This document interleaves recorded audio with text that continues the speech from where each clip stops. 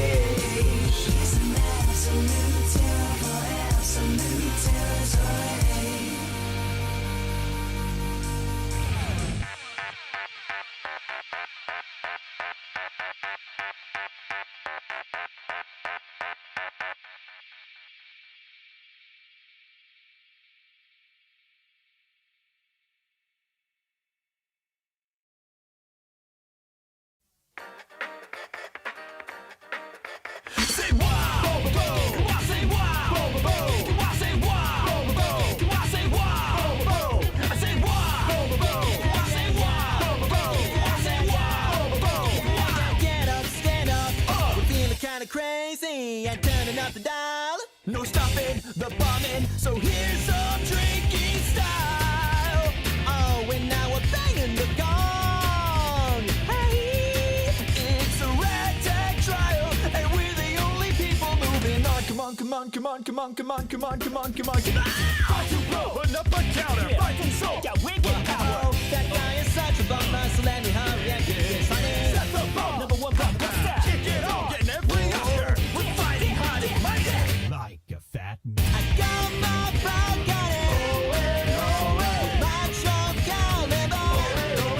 No, I'm never too hardy. 'Cause I'm a wild challenger. I am a wild challenger. We're just a freaking wild challenger. Stand, let's stand. Let's stand, let's stand, let's stand, let's stand up. Come on, say wow. Come on, say wow. Come on, say wow. I say wow. Come on, say wow. Come on, say wow. Get up, stand up. Sandy Rage, Hilton Tyler. We're always tight, always fire. Got the flow, We're ready to blow. No stopping this combo. Body wild challenger, ready to danger, ready to dish up flavor. If you're a hater, you can't keep up, so see you later. Here we go. About to lock and load, all set with our ammo. Come on, come on, come on, come on, come on, come on, come on, come on. About to blow, They're on the pavement. fighting soul, and now they're shaking. That guy is such a big guess, let me hurry and get this honey. Set the ball, we're the ones who knock out, kick it off. Gonna find a way out. We're fighting hard and mighty. Like a fat man. I got my frog on it. Macho caliber. No, I'm never too hardy. 'Cause I'm a wild challenger. I am a wild challenger. We're just a freaking wild challengers. Let's stand, let's stand. Let's stand, let's stand, let's stand, let's stand up.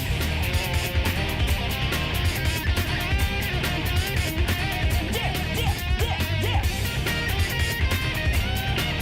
Come on. We're singing whoa, whoa, whoa, whoa. Whoa, whoa, whoa. Yeah, yeah, yeah, yeah. Yeah. Yeah, yeah. Yeah. Yeah. Don't fall broke on it. Macho caliber. No, I'm never too hardy.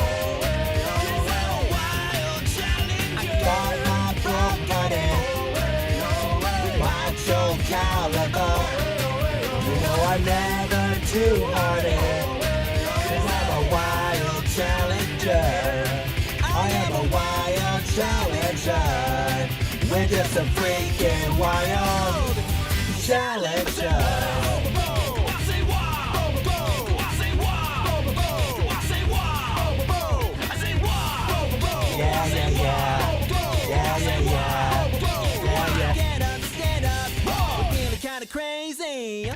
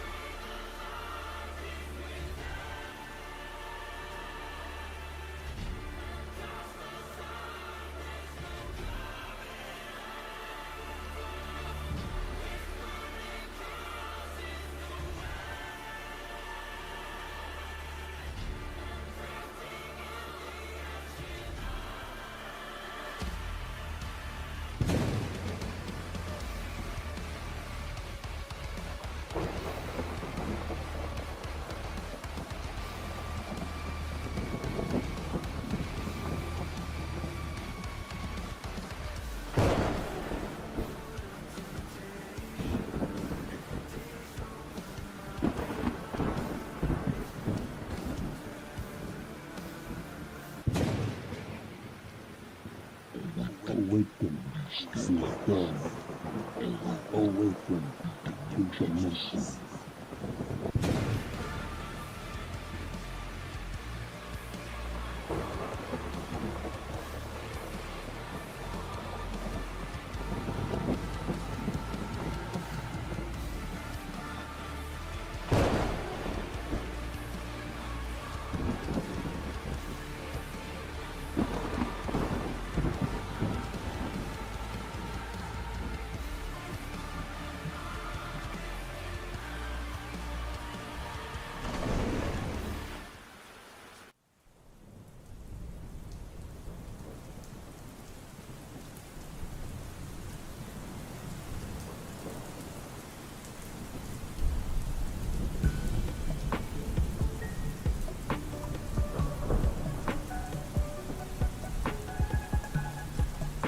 Hello, mate. How's it going? Is it going good? Sure hope so. Because, what's up, my wild challenges? It's a Skyrider Infinity, and I tell you what's up. We're back here in the Storm Dimension, to hopping right back into some more Path of Exile with my favorite witch, Easter. You know, I did this like a few months back, and I also did with this little computer problem, and I think I may have actually fixed the thing from happened last time. You remember that Minecraft stream that was lagging the other day? Yeah, it turns to find out my game mode was on. So like every time I crank up a game, it just fucks with OBS to the next century and then some. And then it just makes things complicated. God knows we don't want complication, and neither do I. It's really a pain in the butt. Mostly my butt that's the pain. Talking about pain. There's a lot of things going on. Mainly my teeth that's in pain, but we're not going to talk about that. Also, what the hell? Full version on Twitter. Yes, I totally want to see a former vote. Oh, I was looking at some YouTube pictures.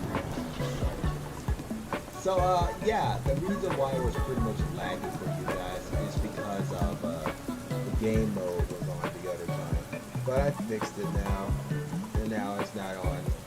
And instead, we should have easygoing gameplay, ready, spicy, and awesome. Also, getting a bit dry over here. Maybe a little slightly old, little rusty over here and there.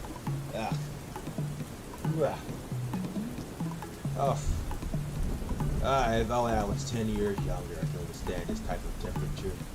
But now I'm just like not okay with the results of what's going on here. You guys have no idea. It's like my body just like my blaze decided to change under the age department of the rust that's clinging onto it. You know, being exposed to the Storm Dimension with my own creativity and own abilities is really putting a toll on me.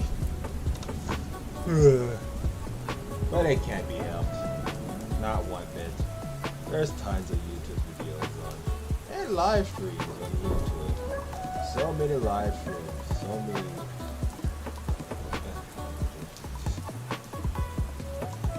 Pay no attention to that sound. That was nothing you should worry about. Want to look at that. Hey, you guys know Markiplier came back on YouTube, making YouTube videos. You guys awesome. I respect him, but I mostly respect manly badass hero. And who can forget about the cockiest one, Jesse Cox. I thought I said Coxie, but you know. We're not gonna go there. We're not gonna go there. There's also a few other people that have been thinking. Except Munto. I don't know where the hell he's been, but he's been suffering. I feel bad for the guy, I really do. I don't know what happened in his life for him to just fucking vanish into thin air. I would blame myself, but you know, I'm not a part of his life. I'm a part of my own life. And then Death Battle. You know what? We have not did a Death Battle reaction on this live stream. Yeah, we have not done that. You know what? And I think this is a great day to do that. There's 2 Death Battles I want you guys to look at with me.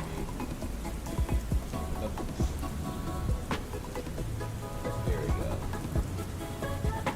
Let's just look at this, shall we? Look at some Death Battle. Ant-Man versus Atom. Yes, perfect. This up. Yeah. Give me a second, guys.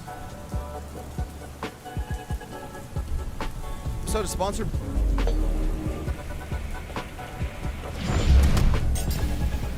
Ant-Man, Marvel's founding member of the Avengers. The Atom, DC's legendary Mighty Might. Good things come in small packages. The bigger they are, the harder they fall. We're just trying to get these out of the way. He's Wiz and I'm Boomstick. And it's our job to analyze their weapons, armor, and skills to find out who would win a death battle. Dear God, I gotta turn this thing off. Where are you?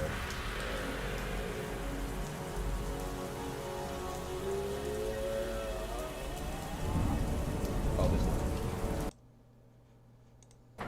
Did you know that ants can lift 50 times their own body weight? That'd be like if you lifted a car straight over your head. I Listen, I despise ants. did, thanks to my fun fact of the day calendar. Also, Hawaiian pizza was invented in Canada yesterday.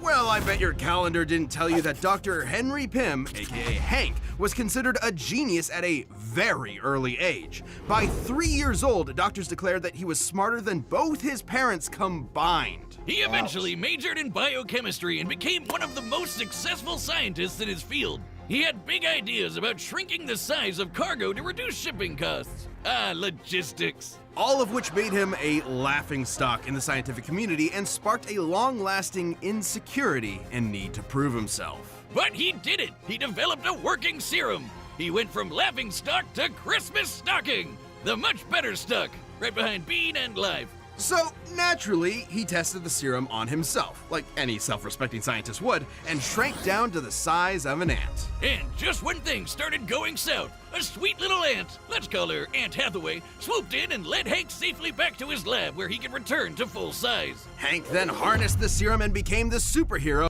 Not gonna lie, are ants really that nice? I don't think they're that nice. Ant-Man. Along with his new identity came a fascination in entomology, which makes total sense. Ants are fascinating. Did you know that ants can talk to each other in a bunch of different ways? Through touch, sound, or even sharing Or being a piece of shit. They can talk to each other by being pieces of shit. Especially freeloaders, those fuckers. information by barfing at each other. It's actually called trophallaxis, and they're not barfing per se. It's more like passing food mouth to mouth. Gross! Hank figured out how to communicate with his new pets, not by barfing, but by creating a cybernetic helmet that mirrors an ant's antenna. And he's even developed genuine relationships with some ants, like Ulysses' as ant here. But he didn't stop there. Hank developed a lot of amazing tech like a stinger pistol that focuses his bioenergy into a stun beam, and image-inducing camouflage to mask himself as an ant. It worked so well it fooled Reed Richards, the smartest guy on the planet. He also built a suit that runs on that nifty serum he made back in his lab. It lets him shrink thanks to the newly discovered Pym particles, named after himself. Ah, Wow. classic Hank. And the Pym particle is the key to unlocking the fundamental constants of the quantum mechanics at play here. They enable you to decrease the distance between atoms. However, in order to do that, he'd have to change the Bohr radius, the ratio of electron mass to the distance the electrons orbit an atom's nucleus. Well, of course. Like how when you make a bagel pizza, you can't fit the whole pizza on the bagel. Believe me, I've tried. It's too small. You just gotta put less on. Sure, Boomstick. So the PIM particles are actually displacing mass to an alternate dimension in order to maintain that ratio. Oh, it's like having a second bagel to put the rest of your pizza on. I get it. But if that were true, he shouldn't be able to punch with full-size strength if he has less mass. And he's definitely lighter, because otherwise he'd crush the sweet antsy rides like Vincent Van Gogh here. His mass is being replaced with massless neutrinos, but that doesn't adequately explain how he can have less mass and seemingly more mass at the same time. Sure it does, Wiz. Trust Pim and his particles. Look at Magic. the guy. He's explaining the whole thing while wearing a lab Yes, coat. What's more trustworthy than that? I went through. You're the exception. but, You think you know. understand this? Oh, of course. He's small but strong. You said something about a boar, so... I mean, look at dwarves, for crying out loud. They short, but give them a chance, and they'll break your kneecap without trying that hard. I guess you wanted ham on that pizza, but I already made the pizza. Will you take that coat off? No. Oh, Regardless, there is virtually no limit to Hank's ability to shrink. He can go beyond subatomic, down to the underspace, a plane of existence below all reality. Excuse me, guys. I gotta do something. Am I still on YouTube, guys? Hello? I'm still on YouTube? Or has YouTube crapped the bed? Hello? Oh, dear God.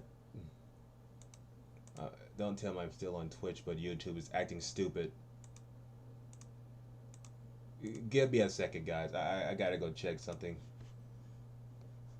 Give me a second.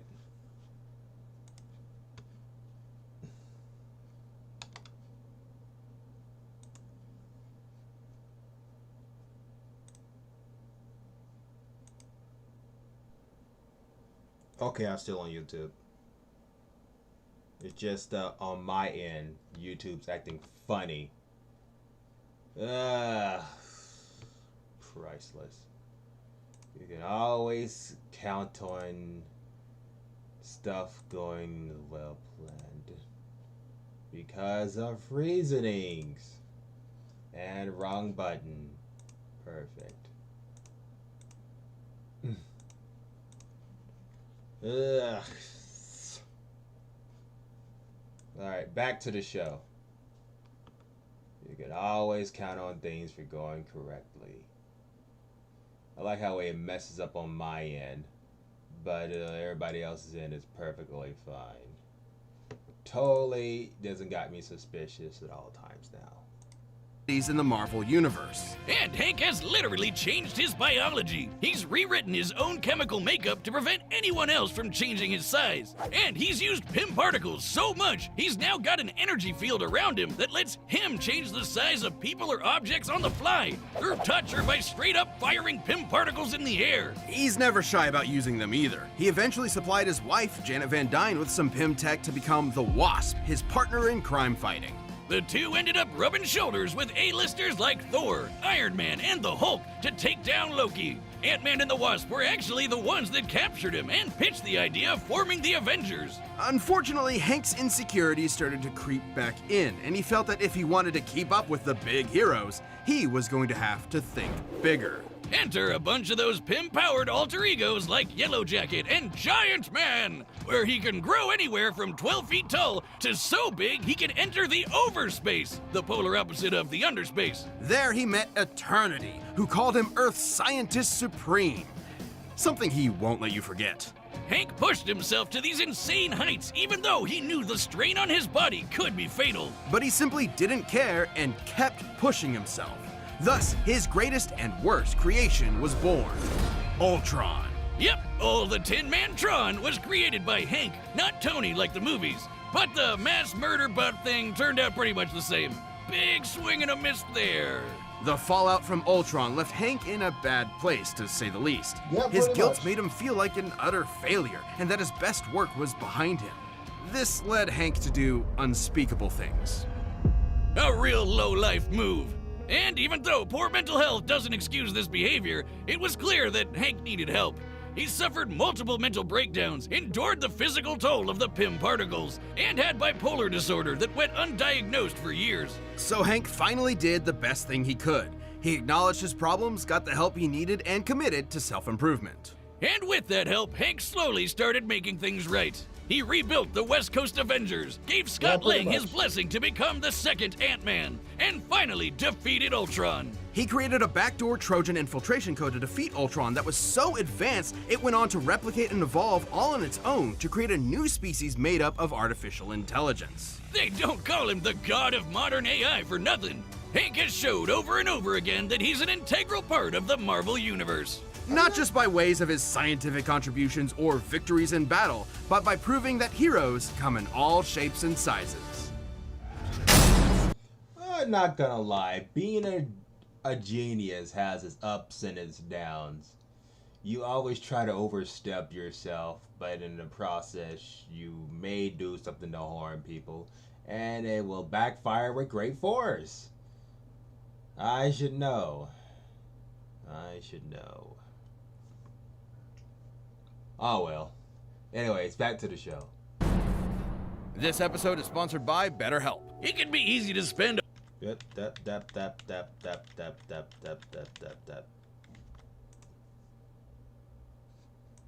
.com/deathbattle. Ray Palmer was born your average human-sized person. He grew up in the Northeast, studied physics at Ivy University, and did everything Mama and Papa Palmer told him to do. Probably. Everything was pretty typical for Ray until one fateful night when he took a walk to take his mind off a frustrating experiment and saw a meteor fall from the sky. He ran off to the crash and found himself a life-changing piece of a white dwarf star, and immediately started messing around with it. Wow. Who wouldn't? He discovered that he could focus ultraviolet rays through it and shrink inanimate objects. There was just one problem. When he shrunk things, they exploded. Every time. I do not see the problem. Sounds like he found a foolproof way of blowing stuff up. Case closed.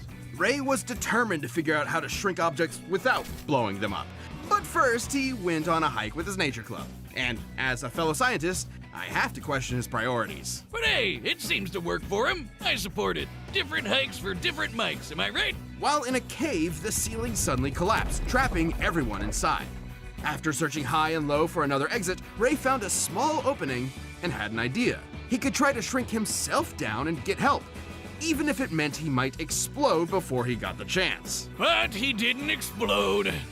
I hope this story has a happy ending at least. Perplexed, Ray determined there must have been something special about him that made him uniquely immune to the explosive fate.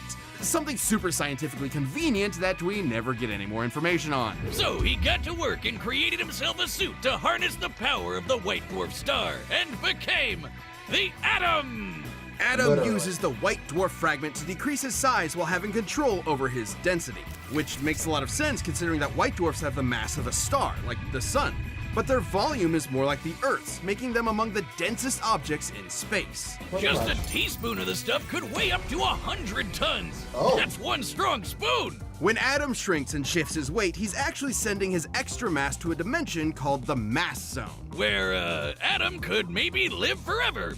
At one point, Ray's apprentice Ryan Choi was murdered by Deathstroke, but willed some of his mass to the mass zone and was able to survive in that dimension. So these guys can potentially cheat death, but would be stuck there without any outside help.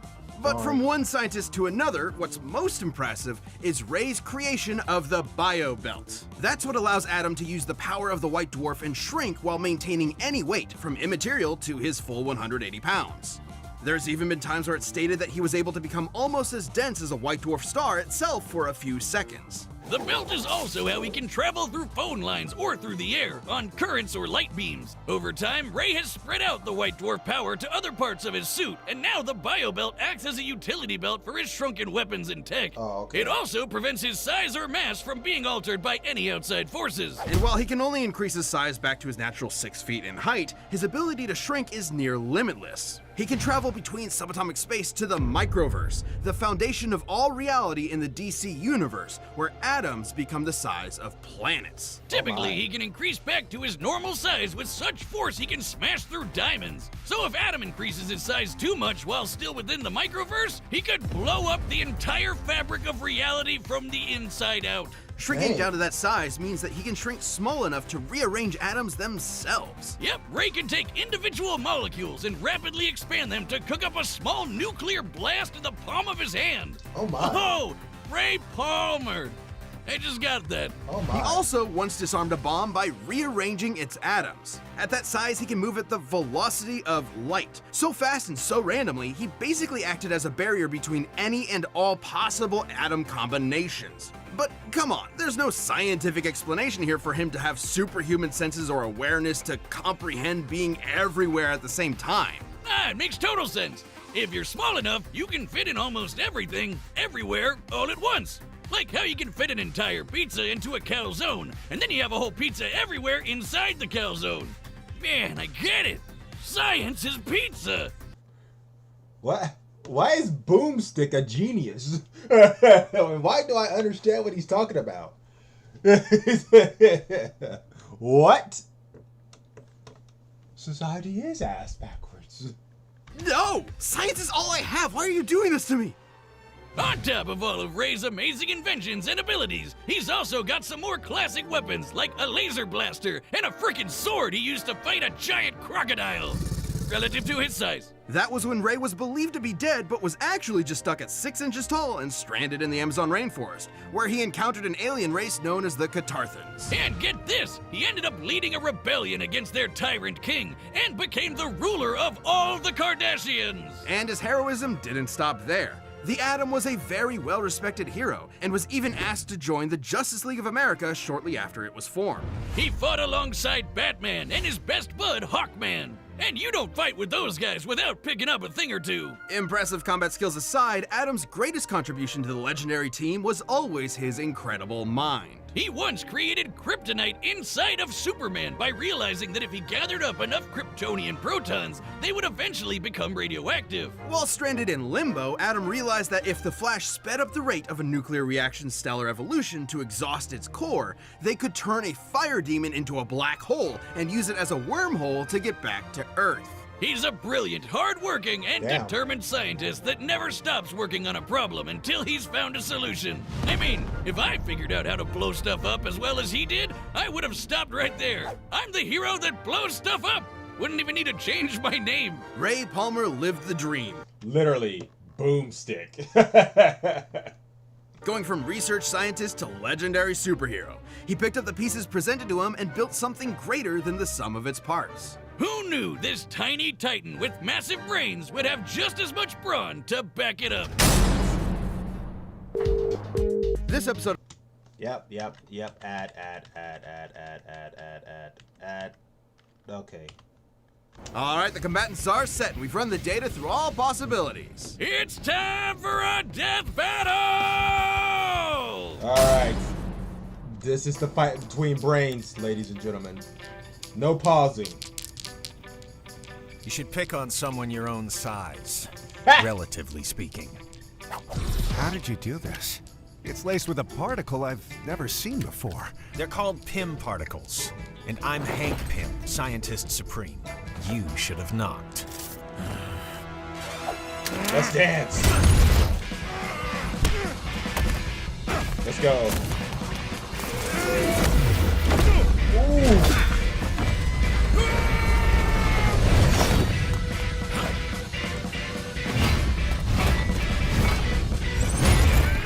You're using pieces of a white dwarf star?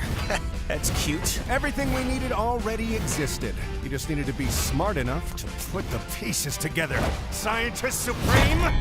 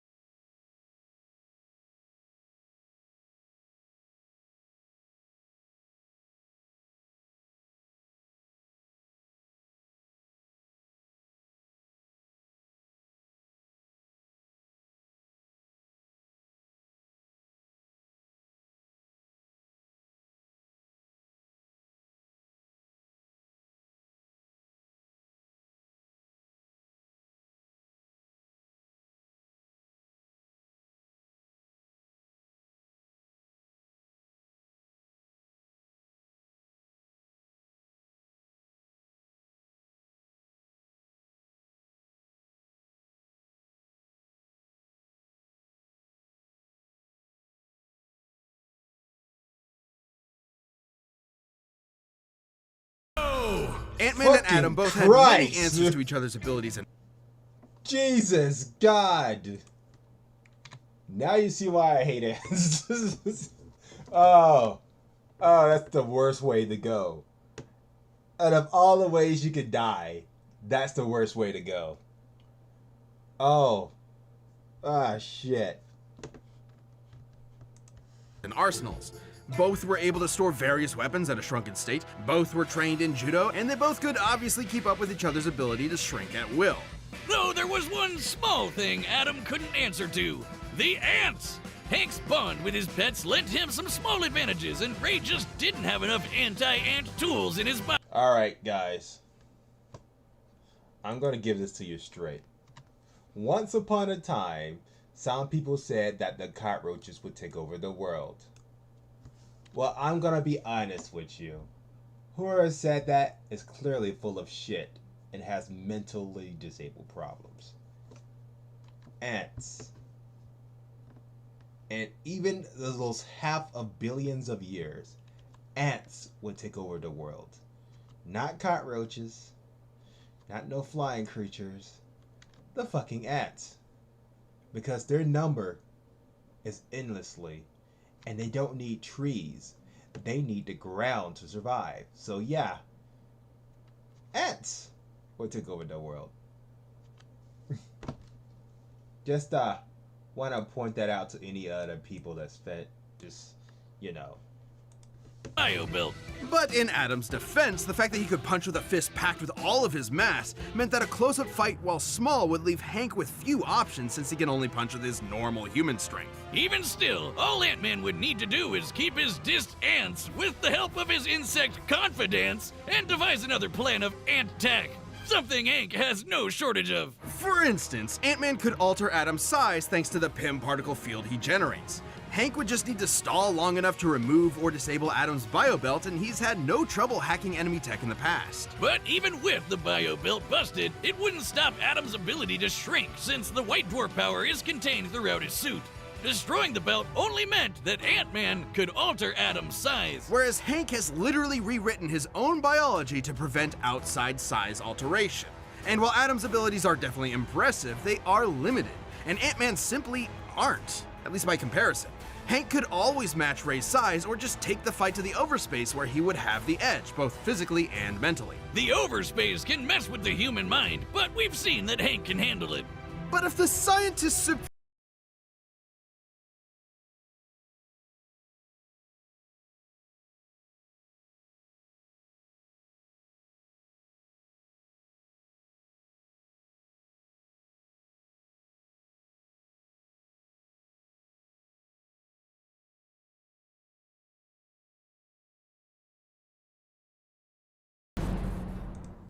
Well, yeah. Now you guys know why I dislike ants. Oh dear God. That was horrifying. But don't you guys pack up your bags just yet. There's another video of Death Battle coming along its way. And we're gonna see it. Because... What? Wait, what? Duh! Dark Souls versus Skyrim? Holy shit! You know what? Yeah, we're gonna watch this. We'll get back to Path of Exile in a bit. We're gonna watch this bitch. We're immediately watching this, everybody. And hold your tits. This episode of Death Battle is sponsored by Brandon Yates. That's right, our Brandon Yates. Come on, everybody. Put your heads together for our two favorite games into one. The Chosen Undead, the accursed god killer from Dark Souls. The last Dragonborn, the dragon-slaying savior of Skyrim. Resigned to captivity, these two demi-human heroes embrace their destinies and stare down the very gods themselves. And devoured their friggin' souls! Because these two lack specific canon arsenals and movesets due to being role-playing protagonists, for this death battle we're giving them everything they have and maxing out all of their stats. Which Damn is straight. totally possible in-game if you're willing willing to grind. He's Wiz and I'm Boots. He's right. And it's our job to analyze their weapons. Oh, and shit. skills This to is find the out who fucking would shit win in. a death battle. I haven't been this excited since the first time I got Our internet. story begins at the end.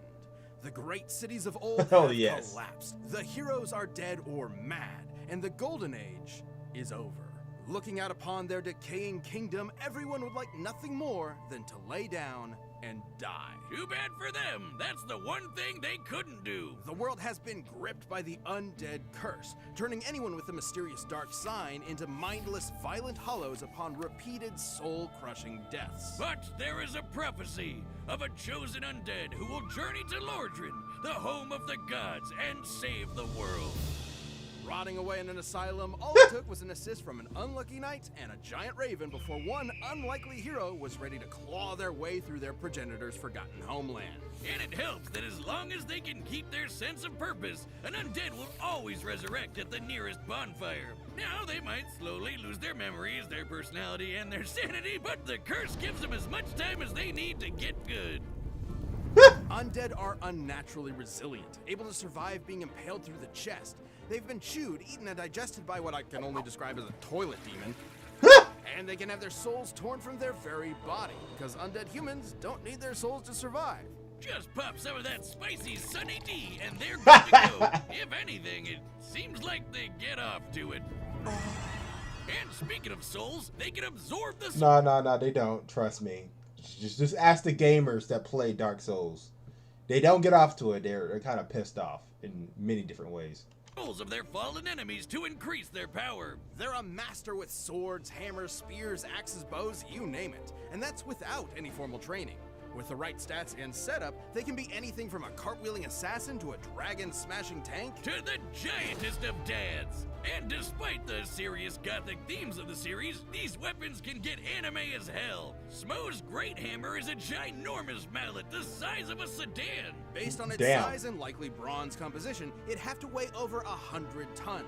A lot like Goff's Great Bow, which can shoot pillar-sized arrows and one-shot dragons out of the sky. Or my favorite, the Moonlight Great Sword, produced from the ass of the albino dragon and founder of sorcery, Seath the Scaleless. This baby's a universe-hopping anomaly that can fire powerful sword beams and just looks so cool! The Chosen Undead has learned magic from the greatest practitioners in the world. They can create shockwaves, form defensive barriers, reflect damage, throw balls of flame, control mines, fire magical crystal spears, turn invisible, and toss bolts of sunlight strong enough to peel the stone scales off immortal dragons. So their Damn pool of straight. magic is pretty limited. So if it comes down to it, they can shut off all magic in the vicinity with the miracle Vow of Silence. Preventing anyone from speaking any spells aloud, including themselves. With this incredible arsenal and judicious attention paid to the stamina bar, the Chosen Undead was rolling their way to victory. A roll so powerful it bends the laws of space and warps them through attacks Damn that straight. they weren't even there.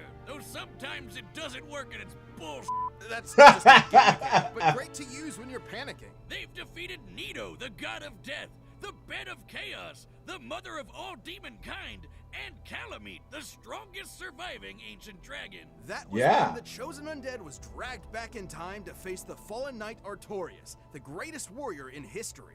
And not only defeat him, but accomplish the greatest feat attributed to Artorias' legend, the destruction of Manus, the father of the abyss that threatened to consume the world. They've even beaten other chosen undead from alternate worlds, like the best buddy in all gaming, Solaire. Praise the sun, bro. Damn fucking straight. Soon they were approached by these two slithery freaks. One said to link the fire, and the other said to let it die out, which totally makes sense. Wiz can explain it. Don't look at me. Dark Souls lore is as notoriously convoluted as the flow of its time stream. Which Literally. is why we have a true expert in the realms of nerdom to explain it for us.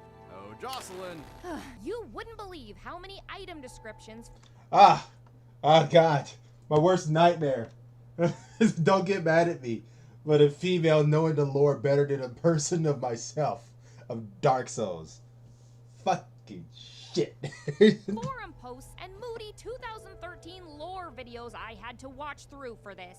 It's story time, kids. In the beginning, the world was unformed and static. Then suddenly, the first flame burst to life, and with it, the concepts of heat and cold, life and death. energy and time, light and dark. Sounds like a mythological Big Bang. The gods were granted immensely powerful souls from the first flame, but their greatest fear was the soul possessed collectively by the race known as humanity, the Dark Soul. The Skyfather Gwyn feared humanity's immortality, and so sealed their dark souls within them. But as humanity reproduced, the Dark Soul collectively grew and the first flame waned. Turns out humans were naturally undying, or according to the gods' propaganda, undead. Gasp! It's all a conspiracy. The undead curse was a lie! Linking the fire means using your very soul as fuel to keep the first flame burning. If an undead champion believes their immortality is a curse, they'll do anything to prevent it, including burning fragments of the Dark Soul to keep the Age of the Gods going. So you're a pawn in a game played by decrepit gods desperately clinging to power. Holy Well, fuck. that's a huge bummer. They might look like a depressed California raisin, but in order to link the flame, their soul needs to be strong enough to maintain the whole universe and the flow of time for another 1,000 years. Other similarly powerful undead across time are swift enough to dodge lightning and even light itself. Based on their dodge compared to this beam and the time it took to reach them, they'd be reacting and moving at over 20% the speed of light. At the end of their quest, they faced down and defeated Gwyn, the Lord of Cinder, long hollowed from linking the flame 1,000 years ago. So, which will you choose? Link the fire and prolong the current age, or let it fade until only dark remains? This is the biggest bummer of them all. Truth is, it never mattered. The cycle just continues age after age, with new heroes replacing the old ones, until the chosen undead was long forgotten. Until the infinite march of time ground the world to ash. It was never about the happy ending. It didn't exist. It was about the struggle to get there. That's ultimately what gives us meaning. Holy fuck. I'm not gonna lie. I could have been on this earth for hundreds and thousands of years, and I still wouldn't get the Dark Souls lore. But she did it so easily. Girl, you know, nah. Developers of Dark Souls, you give this girl a fucking trophy. Immediately, just give her a trophy. She did the unthinkable. She figured out the lore of Dark Souls. Not even MatPat could pull off this shit. And this guy is clearly a fucking lore genius. This episode of Death Battle is sponsored by Brandon. That's right, Boomstick. Dive into the thrilling world of Yep, Brandon. Huh? What? No stopping songs you know and Oh yeah, songs.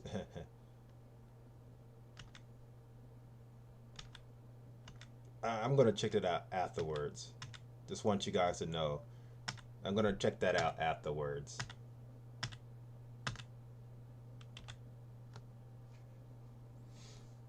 Spotify right away.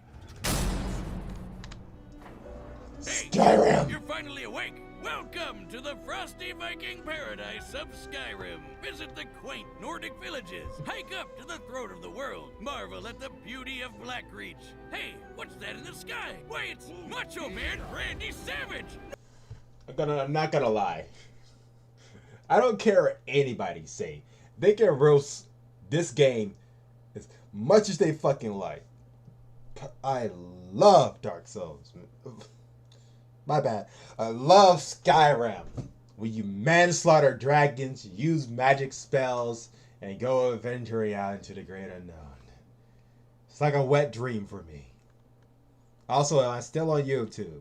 No, it's Thomas the Tank Engine. No, that is a dragon. But not just any mere drake. This is Alduin, the World Eater, and he's come to burn everything to a cinder. But fortunately for you, his path of destruction happened to interrupt your impending execution at the hands of those uppity Imperial pigs. That'll be the worst mistake this Staley monster would ever make. It wouldn't be long before you escaped the destruction of Helgen and defeated a dragon yourself. Then absorbed its freaking soul. That could only mean one thing. You are a being born with the blood and soul of a dragon in the body of a Nord, or elf, or Khajiit, or lizard dude destined to battle Alduin and save the world. In their tongue, you are the Dovahkiin, Dragonborn. In their quest to rid Tamriel of Alduin's dragon army, the Dragonborn became a jack of all trades, master of all. They learned to be a master assassin with the Dark Brotherhood, a master sorcerer with the College of Winterhold, a master thief with the Nightingales, a master dragon hunter with the Blades, and a master good boy. Who's a good boy? That's a good Damn boy. straight, I'm a David good fought boy. in the Skyrim Civil You get what War I'm saying? On the side of the Imperial Legion, champions of order. You mean the Nordic War for Independence on the side of the Stormcloaks? Those elf-funded Nord supremacists? Better than those jackbooted Cyrodiil fascists? But what else could I... Hey. Imperials. All Imperial. I'm sorry, ladies and gentlemen. The Nords, I respect them at all, but I'm an Imperial guy. I'm more of an public executional guy, you know what I'm saying? Expect from a monster who steals from innocent villagers by sticking buckets over their heads. They can put their skills to good use with an absolute glut of weaponry. Not just the usuals like daggers, swords, hammers, and axes, but also special weapons given to them by the Daedric princes. They're basically crazy powerful gods from the plane of existence called Oblivion. From that wascally wabbit Sheogorath, the Dragonborn received the Wabbajack, a staff that casts a completely random spell on its target, from disintegrating them to healing them to turning them into a chicken. From Meridia, they received the Dawnbreaker, a holy sword made for burning the undead to ash. That's similar to Oriel's bow, which can shoot fiery arrows that can blot out the sun. To cover the distance between the Earth and the Sun in about 2 seconds, the arrow would have to be moving at over 250 times the speed of light. Fuck. Except this isn't Earth and the Sun. This is the planet Nirn, and that's Magnus. According to the Elder Scrolls lore master Michael Kirkbride and his in-universe text cosmology, when you look up at the Sun, you're actually looking into a dimension of pure magic. Confused yet? I am. Yes. Exact measurements here are difficult to make, but if anything, the distance should be much greater. Speaking of magic bullshit, the Dragonborn can heal themselves, cast wards and destructive elemental spells, control minds, conjure weapons, and summon lesser Daedra to help them out in a scrap. They're an especially powerful mage because their mana recovers itself automatically over time. They'll never truly run out of firepower. But as a Dovahkiin, the ability they're most famous for is the Thum, or shout. By speaking the words of the dragon language, they can manifest their will into reality. Like with the classic Foo's Rodan, an unrelenting force which can knock your neighbors into next week, or Soul Tear, which removes the soul from your enemy's body and stores it in a cute gem, like so. Soul! Wait, why didn't anything? Oh. Student loans, man. Something had to cover the down payment. With these shouts, the Dragonborn can summon thunder-spanning storms, slow down time, and even call upon a dragon for help. Odahviing. Dragons may look like scaly reptiles, but in reality, they're immortal demigods older than time itself. They're the children of the chief god of Tamriel's pantheon. The Dragonborn is an unstoppable force of nature. If they happen to take any damage, they can just drink a potion or nosh on a cheese wheel and be good as new. And they can carry up to 150 cheeses at once. My dream. Assuming these abnormally large cheese wheels have an average weight of 70 pounds, we can determine that the Dragonborn can carry up to 10,500 pounds of cheese. Holy shit! I'm rooting for Dragonborn. That makes sense, considering they can match muscles with giants, who are so strong they can shatter the game's spaghetti code to pieces. The last Dragonborn has battled the vampire Lord Harkon, ended Skyrim's civil war, and defeated the first Dragonborn, Miraak. And according to the book, The Guardian and the Traitor, Miraak was powerful enough to tear apart the island of Solstheim from Skyrim's mainland. By comparing the size of various countries on Tamriel's map, we can determine that Solstheim is a landmass nearly 1,500 miles in diameter. In order to move that much land over the course of their fight, Miraak's magical prowess must have output an energy over 300 teratons of TNT. That's 3 times the impact of the asteroid that wiped out the dinosaurs. Not too crazy when shouts can get strong enough to shake the world itself. It wasn't long before the Dragonborn confronted Alduin in Nord Heaven and put an end to the World Eater once and for all. The epithet is literal. By absorbing the souls in Skyrim's afterlife, Alduin was powerful enough to devour everything. Not just the planet of Nirn, but the Kalpa, the entire timeline past, present, and future. That's the level of unimaginable power the Dragonborn is dealing with here. Tamriel is no stranger to great heroes across its vast, sprawling history. The Nerevarine, the hero of Kvatch, all magnificent in their own right. But when you heard that shout echo through the mountains and the death throes of a dragon defeated, you knew it could only be the Dovahkiin. Dovahkiin, Dovahkiin. Damn straight. Hey, Wiz, did you know that I can blow up a galaxy? What? How? I signed up for a Death Battle YouTube membership by clicking the join button on any Death Battle video or the YouTube channel. You can pick from 3 different... Hey, shout out to Death Battle for doing these hot takes. We wouldn't be seeing this crossover if it wasn't for these two. Well, also the other people that create the same crossovers like a few years back. But still, Dark Souls and Skyrim. It's something that no one asked for, but they all want it. Including me. Frontiers full of extra goodies. Base form champions get special badges, emojis, live We're not chats, and the skipping this, Death by the Battle way. Discord. Right, if you go with planet level, Yeah, they even you got watch a all Discord, sorts of bro. exclusive videos and see Death Battle before anyone else. Then there's Galaxy level, which nets you all of that, a whole Rooster Teeth first membership, and the power of ultimate destruction! Can't confirm or deny that last part, but it sure sounds impressive. What are you waiting for? Join now to become a champion. Do I want to become a champion in the Death Battle? Buttons are set. You've run the data through all possibilities. It's time Oh, my for shit. a Death Battle! Oh shit, here we go. Go and stop this fool who would let the flame burn the age of humans to ashes. The Ancients of Dark will do anything to snuff out the light. Save us, chosen undead.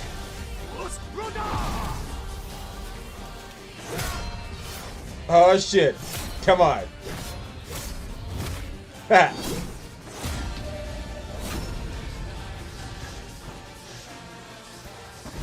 Don't worry, he got cheese. The Dark Souls rule, son of a bitches.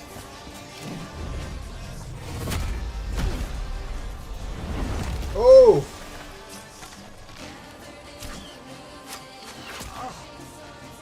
An arrow to the knee. But unfortunately. Dear God! Oh, see if you dodge this.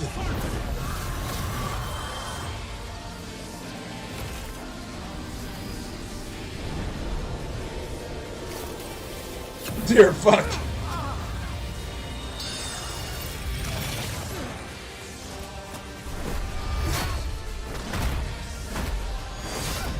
Oh no.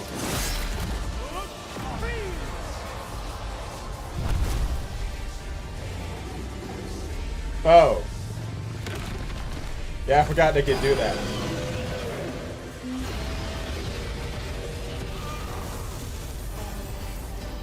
Damn.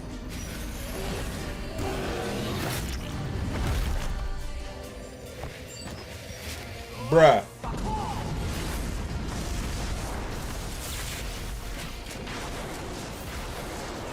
Oh shit!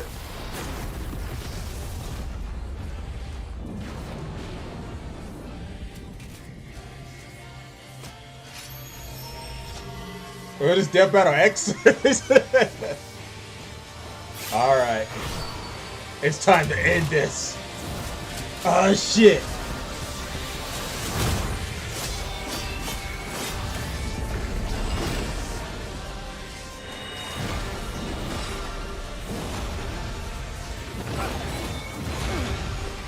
Oh god.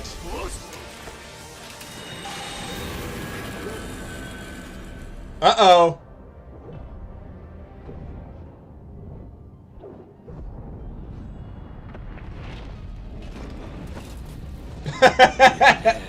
To die.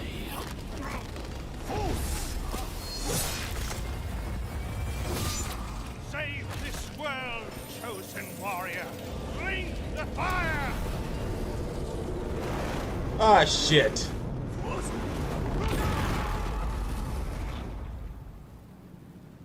let true dark be cast upon the world. Our Lord hath returned. What? KO! You die! Oh my god, this boss is bullshit! This debate was fascinating. The Dragonborn had a wider variety of Bruh. training, better access to summons, and magic that passively regenerated, as opposed to the Chosen Undead's limited pool of magic. Vow of Silence was a slick counter to the Dragonborn's magic and shouts, but it wouldn't last forever. The Dragonborn was significantly faster, too. The Chosen Undead could dodge beams of light, sure, but Oriel's bow could fire arrows that move at least 250 times that. But none of that mattered if the Chosen Undead couldn't stay dead. You'd think the Dragonborn's anti-undead weaponry like Dawnbreaker would be an easy solution, but the undead of Dark Souls aren't really the same as Draugr from Skyrim. Skyrim Undead are more like those classic reanimated skeletons. But remember the conspiracy. Humans in Dark Souls are naturally immortal. They're not actually undead. Soul Tear wouldn't have been much use either, considering humans in Dark Souls can have their souls removed without dying. So why didn't the Chosen Undead just keep coming back until they eventually won? Like with any Dark Souls boss. One word: power. The Dragonborn had way more and greater feats of raw power than the Chosen Undead. Oh yeah, like summoning country-spanning storms with a single shout, or defeating Mirak, who split a continent. There's also the lore.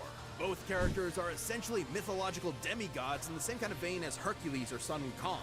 Gameplay alone won't give you the best idea of their full power as characters.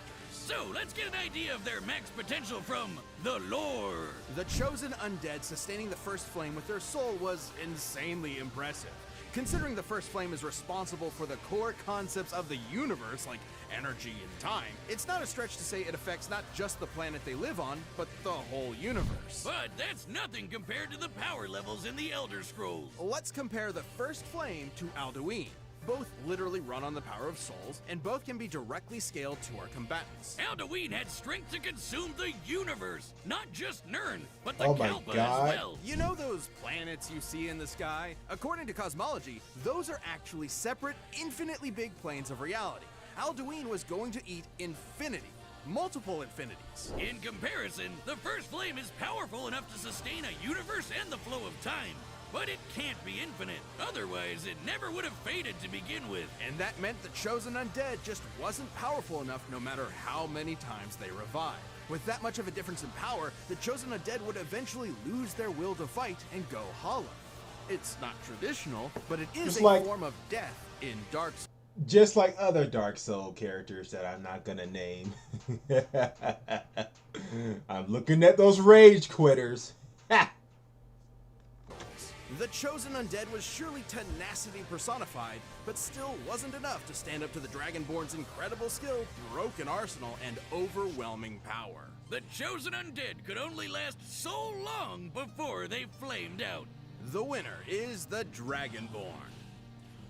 Of course, Dragonborn. Thanks for watching. Stay He tuned. We have exhort a the new souls death of battle releasing dragons, every 2 weeks this which year. I Click the join button to get new support. perks and extra content. Planet level members Keep even those see death foul battles before lizards anyone dead. else, so don't miss out. What the hell?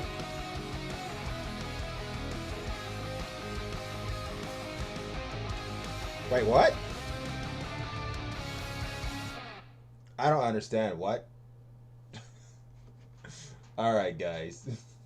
I don't know what that was all about. But I'm going to take a small little break. I'll be a righty-backy. And see you guys in a bit.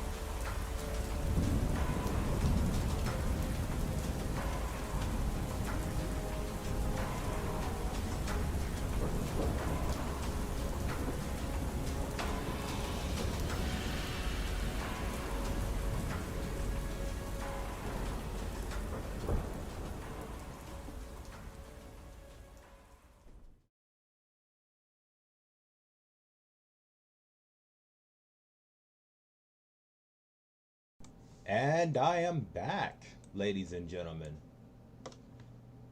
Back with some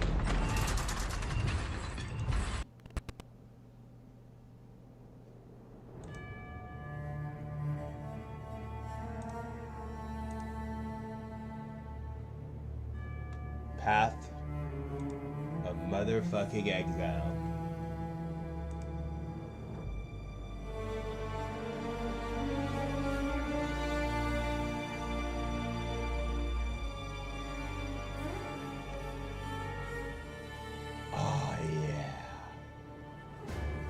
Let's get right back into it, ladies and gentlemen.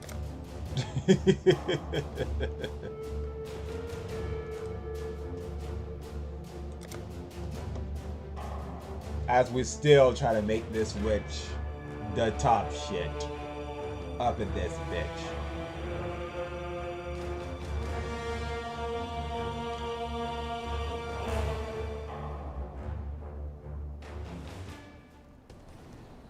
Also, if I'm still live on YouTube,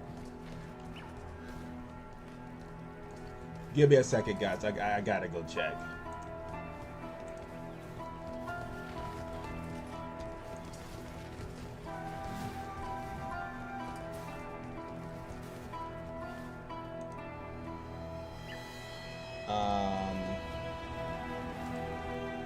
Yeah, I'm still live on YouTube.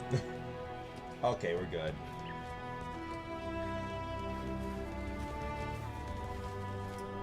I just can't tell on my end though, because the thing is not loading properly. It's kind of annoying.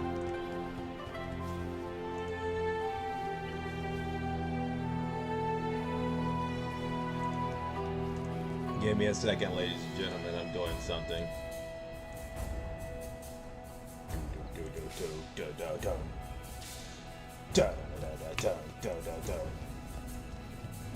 Also, while I'm here, I might as well put in the show clock,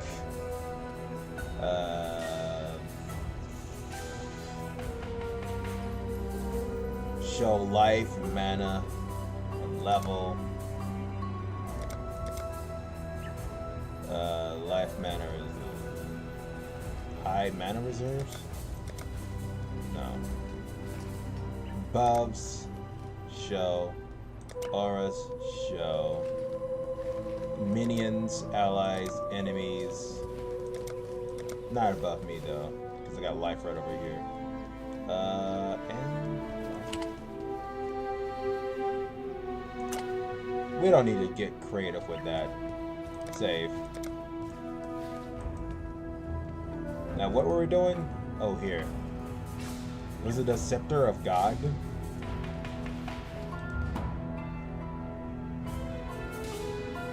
Alright. It's been a long time coming. It's time to crack some skulls open, ladies and gentlemen. Enough of the stalling.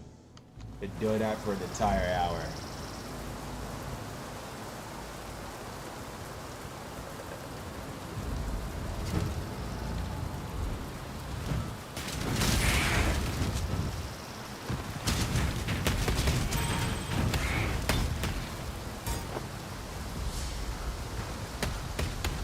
Do I have any?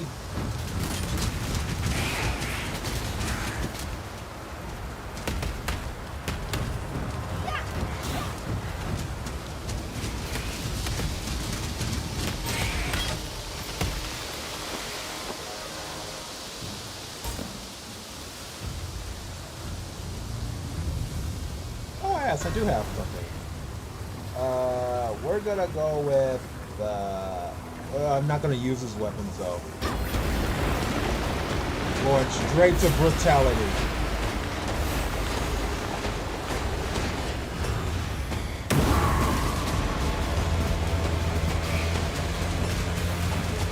Oh, she's dying.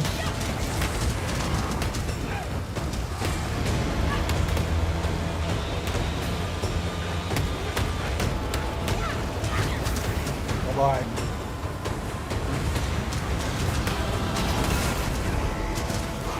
Oh yeah!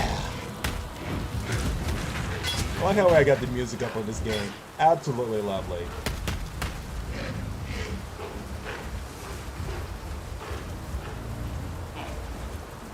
try to get some ranged people on my side.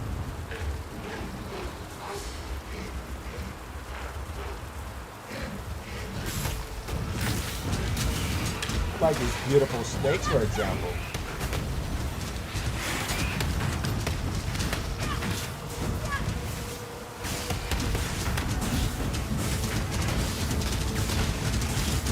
Is that screen shaking, by the way?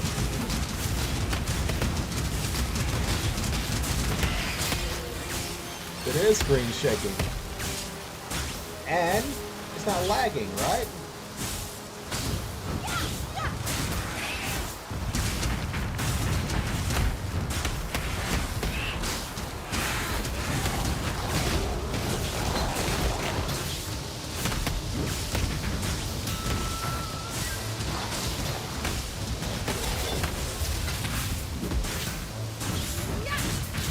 Go get him.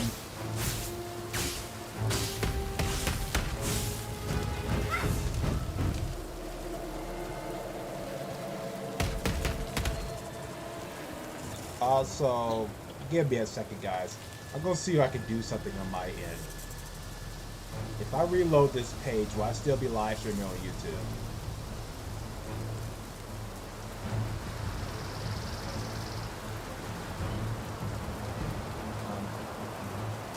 Yeah, there it is. Now it's working. God, I hate when that happens. Now it's working.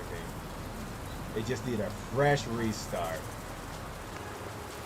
Gotta glitch it out like no tomorrow.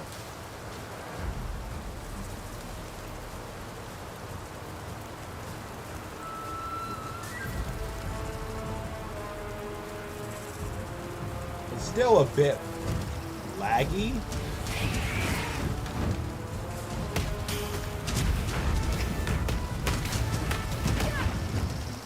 Too much clutter. Yeah, I've noticed. God, that fight was something else though, from Death Battle. Oh my god. I flipping love every second of it. Alright, oh yeah, we gotta go to the god thing.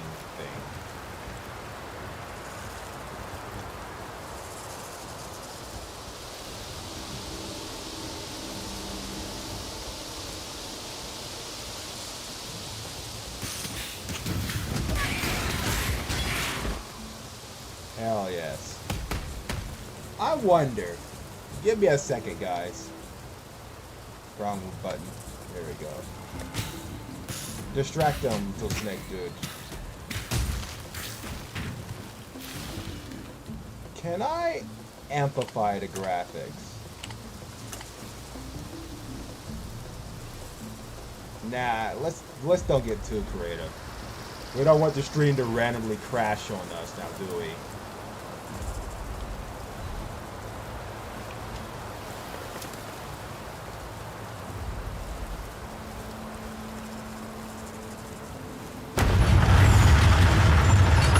Vibration is real. Also extremely loud. Let me just do that, so you guys' eardrums will burst out of your head.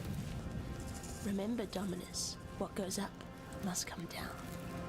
She's right, though.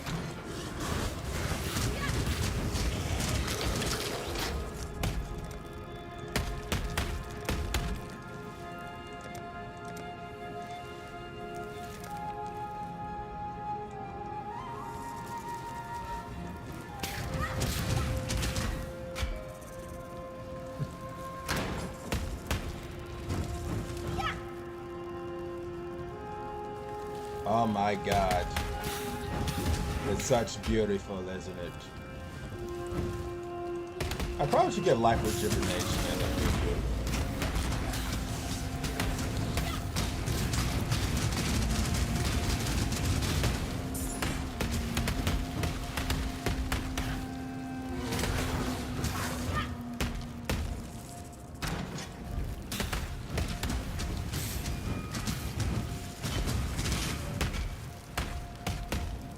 Maybe a little casting speed on my totems too.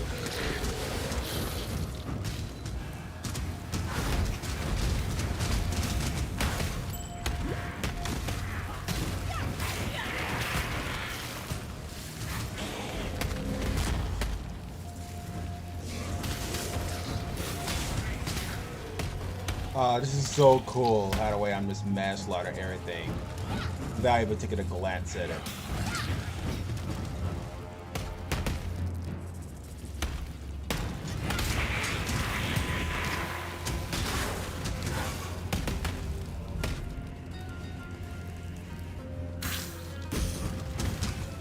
Darn.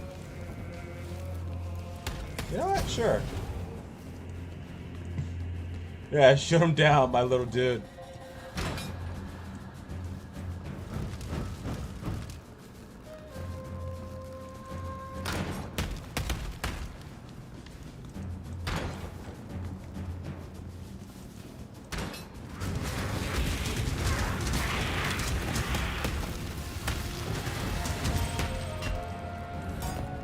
Too much clutter. Yeah, I figured.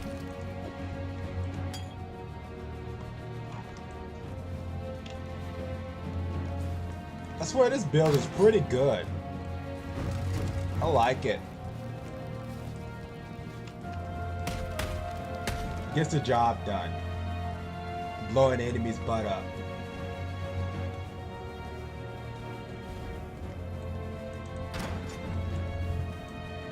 It's not lagging that bad on YouTube, is it? Just a little bit. But not too crazy. I still should probably fix that though. Let's go up.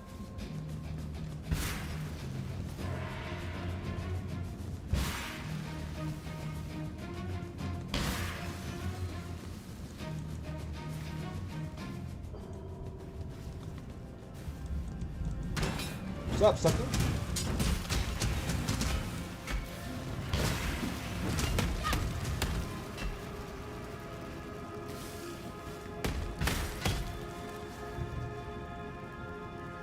Like how I also minus their resistance too.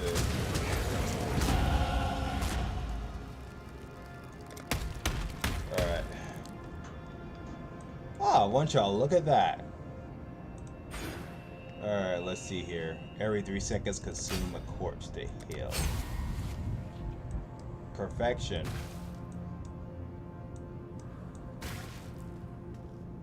Delicious.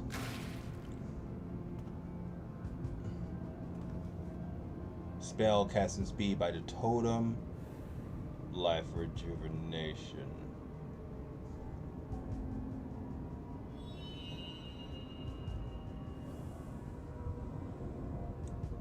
I say we should probably working on our casting speed and worry about. No. We get the totem thing first. No, totem later. Work on our casting speed immediately. And then getting some mana.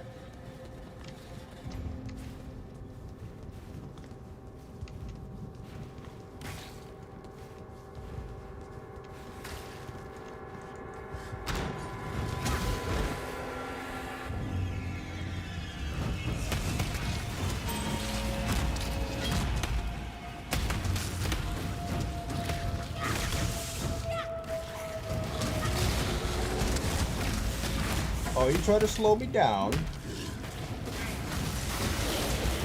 Good luck with that.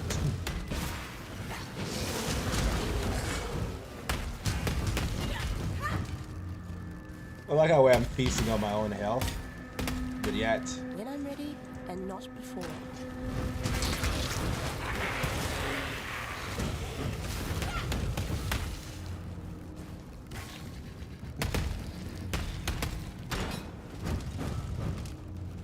Where is he?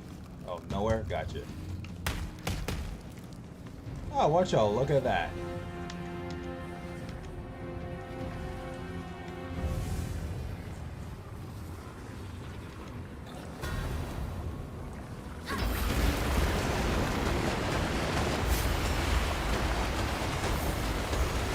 $69.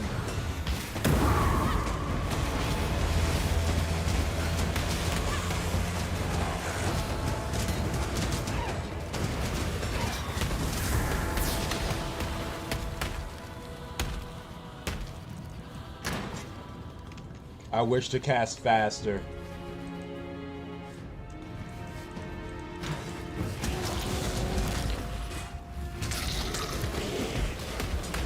like how Wakey Dick just get right next to him, takes their life away. Poor guys. They don't even stand a chance.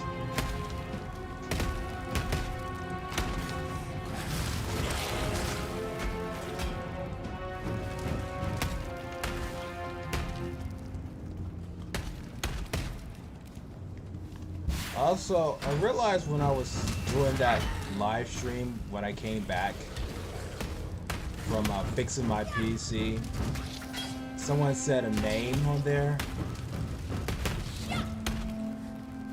Names sound familiar, but I'm not gonna linger on it.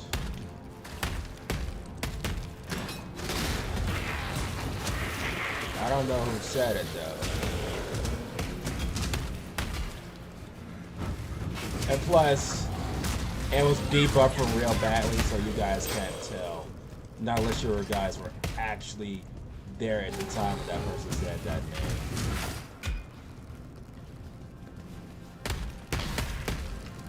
It does seem familiar for what that person said.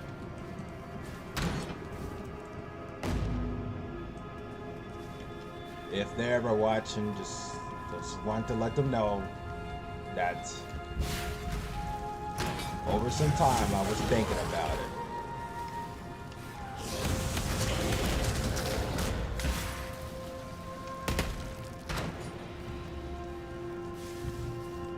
And for that person's privacy, I'm not gonna say it out loud.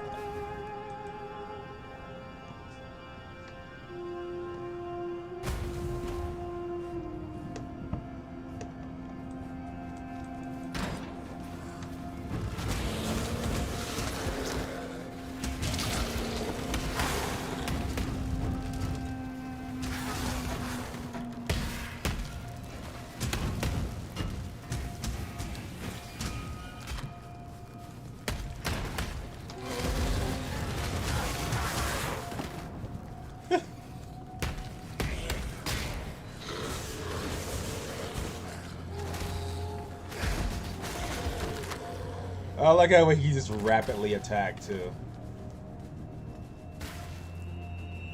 Leech attack, attack speed, phantom, and spectrum. I probably should put bleeding on him.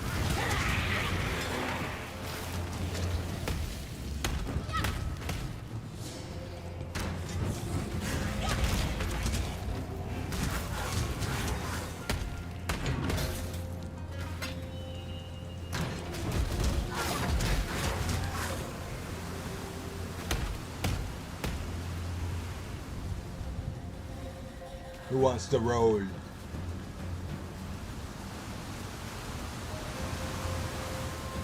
God, that looks beautiful. That looks so absolutely beautiful. I love it.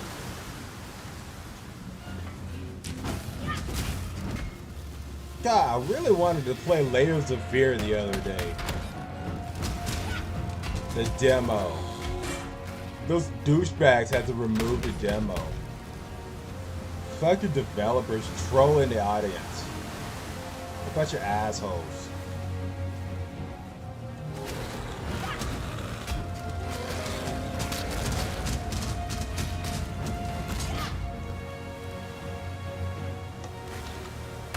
Oh well.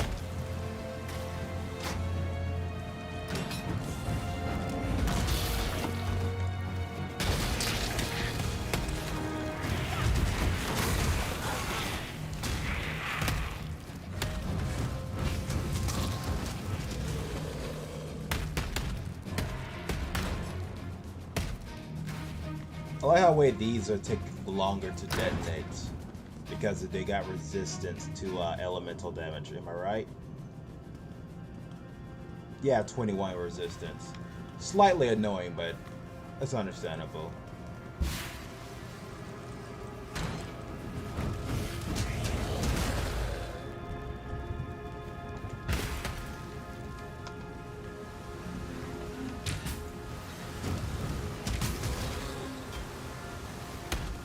Alright, now where am I going? I'm a little bit turned around. With all this sexy graphic in front of my face. Anybody got hype for Path of Exile 2? I know I do. Unlike that demo, I'm positive these developers will actually be a man of their words. They saying it's coming on when? When was the I think it was or either June or July, one or two.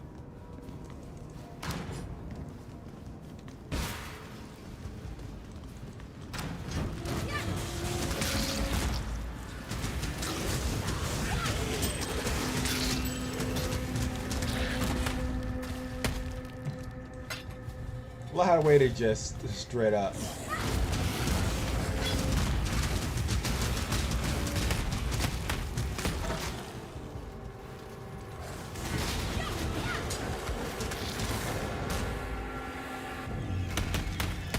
Why you're not healing? Who knows? Who cares?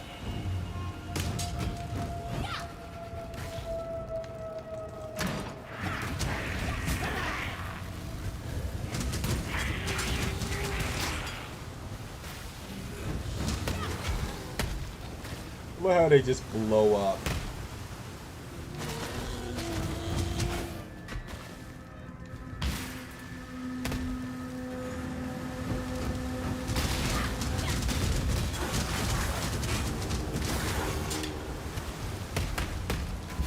Well, that happened.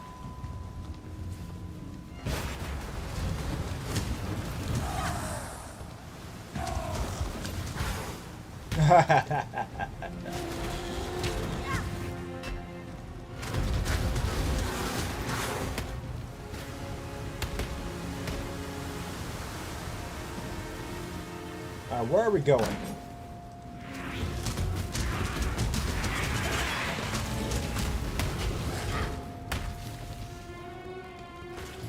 Let's go ahead and go over here.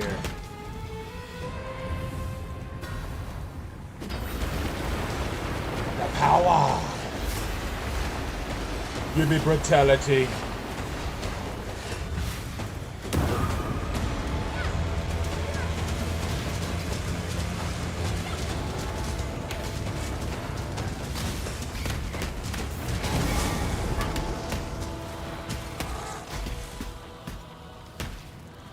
Try to freeze me now, sucker.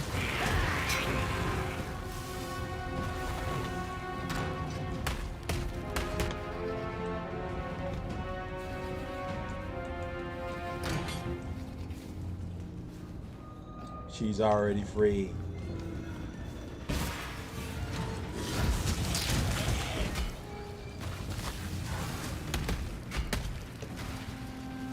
I swear the siren is the shit though, eh? She gets the shit done.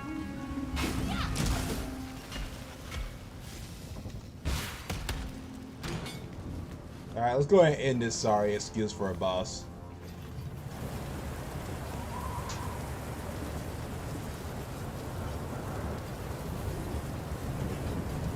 You'd bite the master that called you here?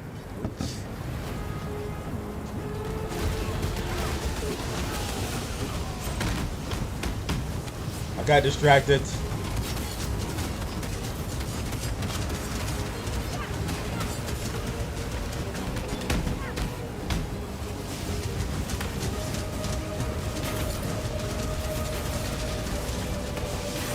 Mess her up.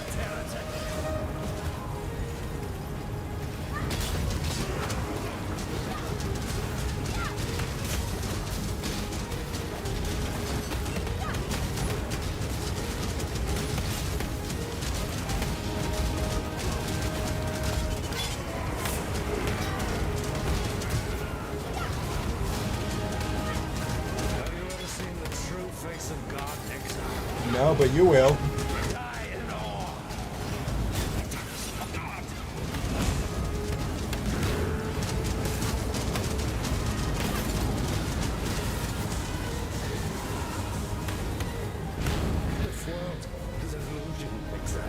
Your face is an illusion, bitch.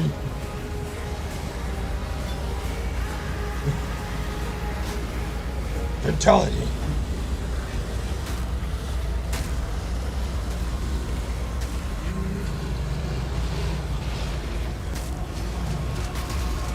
Sounds about right.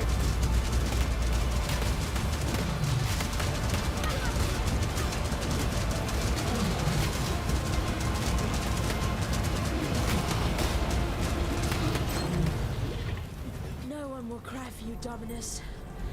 Not a soul. She meant it. Not even your wife. After what you did to her, I bet you she definitely won't be crying for you.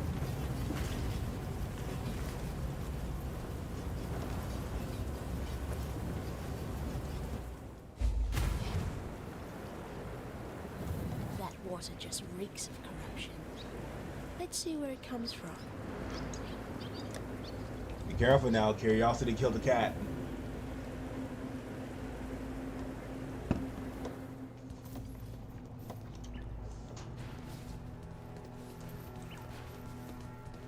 Wherever he is, I'm sure Tolman knows what you've done.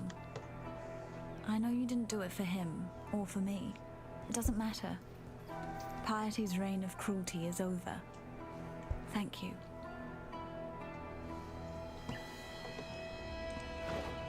The owner is mine, friend. Plus, someone had to end that guy's sorry. It's just a reason for a living.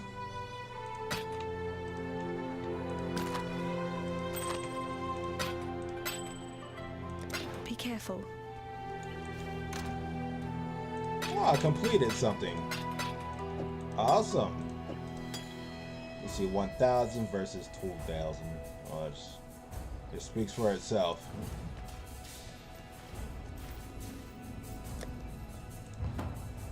Let's boogie. Down the hallways of fear. You have mounted the summit of the Empire, not a cockroach.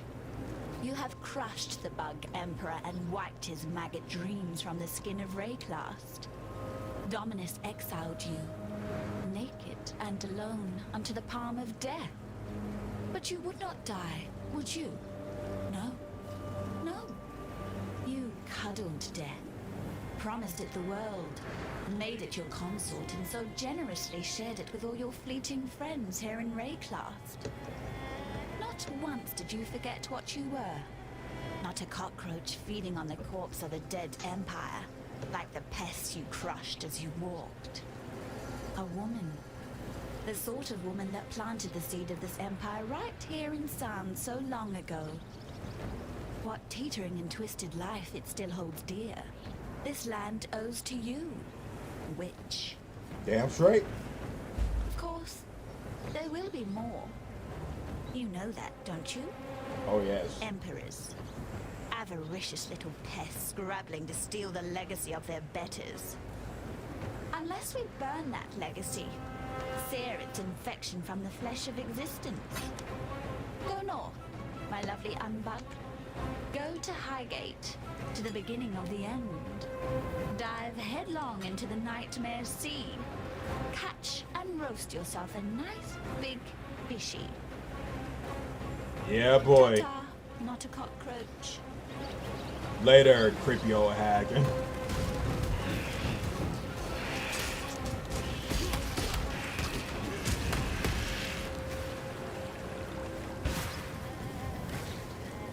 I remember someone else said they were going to play this game. I wonder who that person was. Probably wasn't important.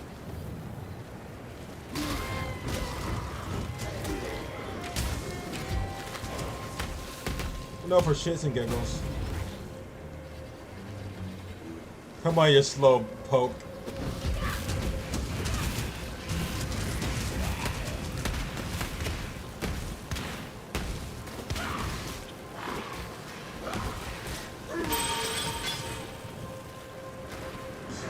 Oh, that's adorable. Oh, I absorb all the little ones.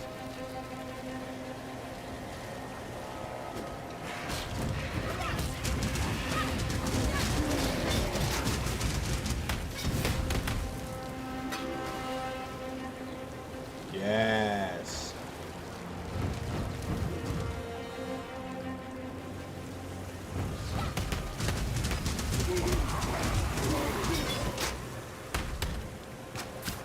Oh, when his health gets low, he runs faster. That's right.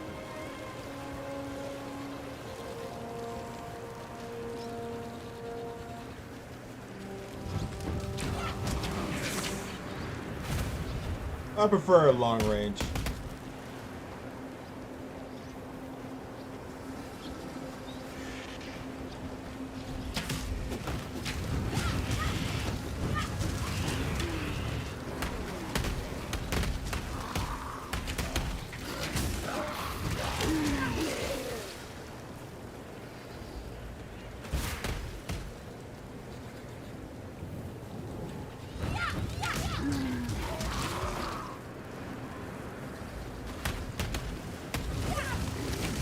Can I capture that Pokemon?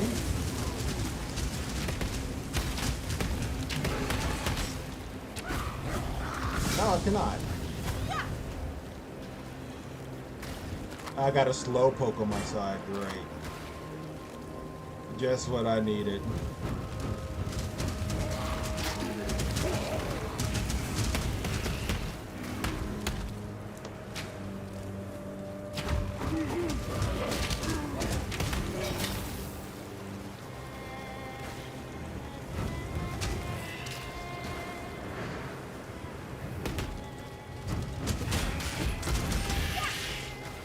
Maybe I just give myself a little bird.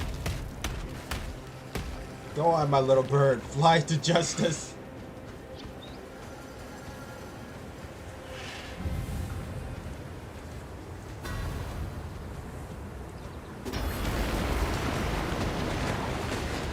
Brutality.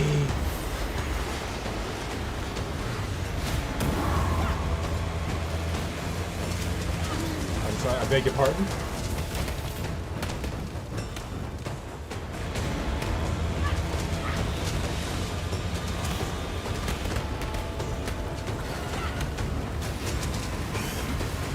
Oh my god, I got myself a dragon stick. It breathes something. Maybe I could put Echo on the spectrum.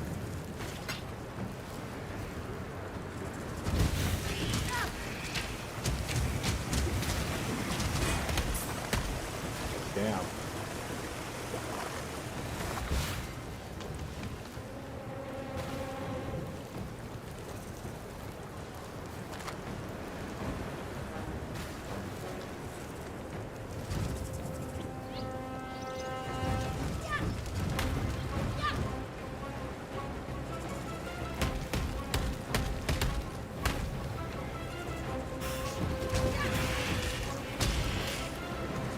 That seems mighty painful.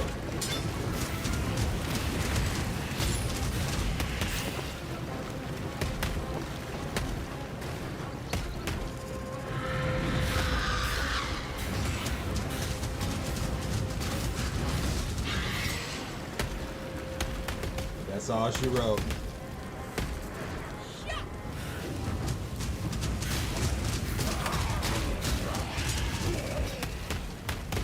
That reminds me. What do you offer? Totems, action speed cannot be modified to below base. Okay. Skills that would summon a totem have a chance to summon 2 totems instead.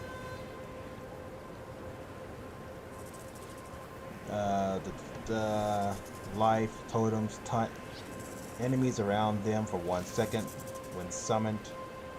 Critical buffs from active ancient totems linger for 3 seconds. I think I had to go with a 30% one. Yeah, that seems fair.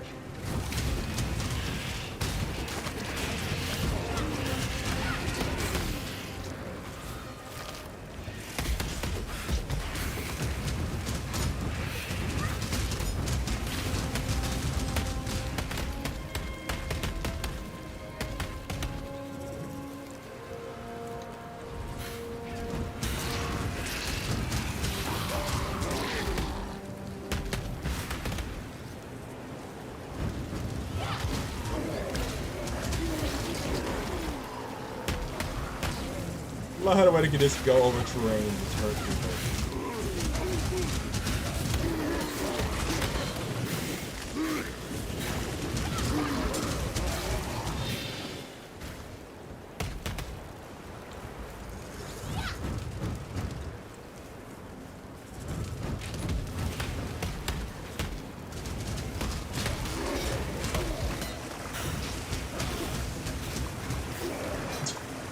Oh, he had a bad time.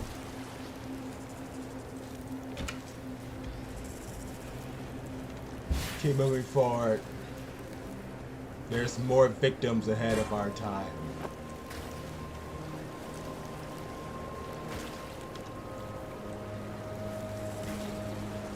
Arriving to the town to our location.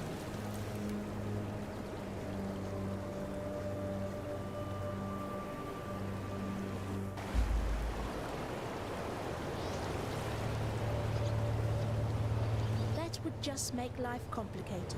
But in a good way.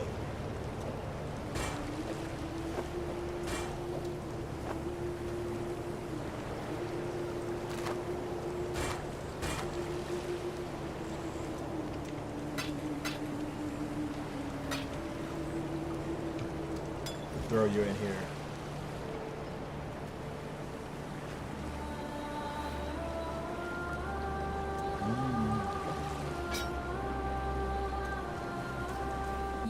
Welcome here, sister. What you did back there in San, it was truly terrifying. Don't get me wrong, piety, the rest, they had it coming. But there's no one like that here. These Marraketh, they're good people. She knows that. Please, sister, ignore Pataris.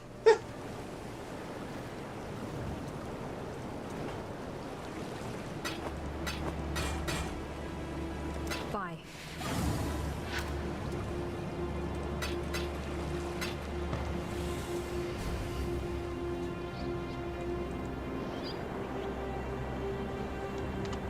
Alright, time for manslaughter. How do I keep ending up in such lovely places?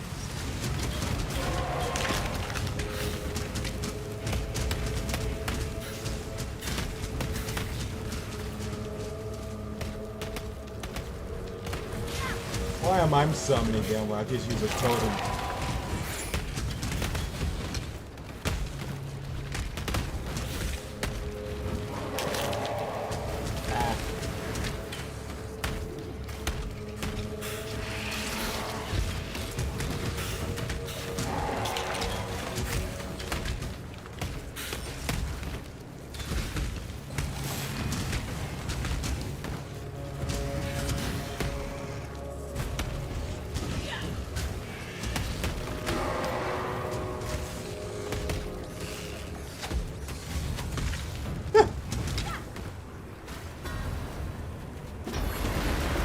Give me more brutality. More. More.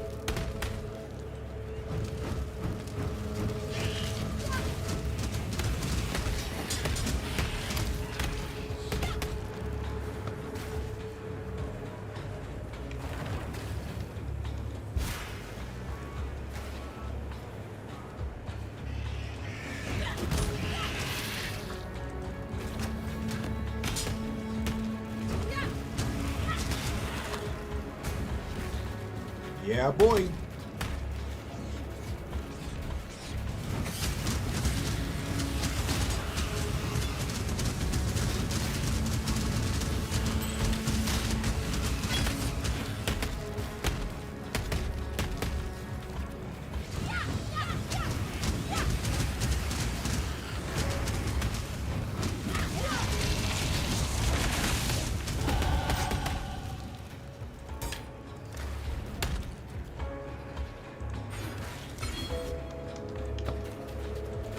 See how fast this is. It's a lot more faster.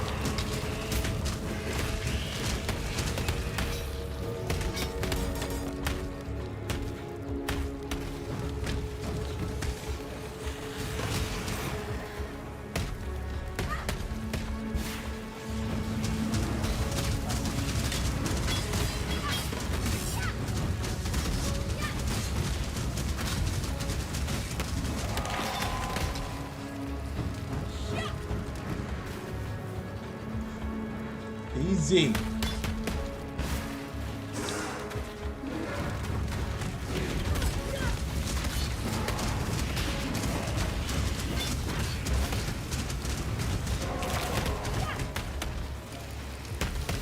Too much clutter.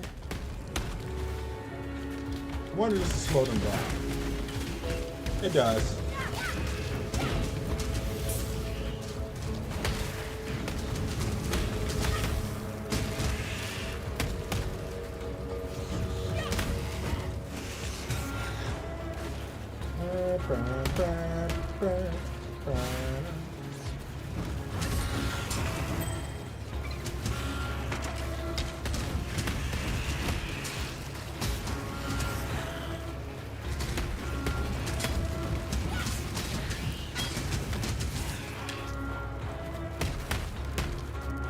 I think I want a bird.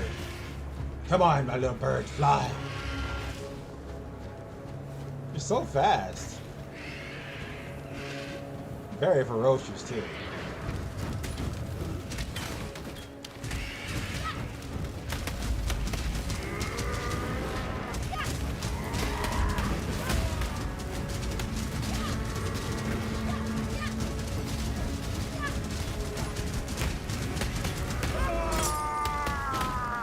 Thaumaturgy just keeps getting the better of you, doesn't it?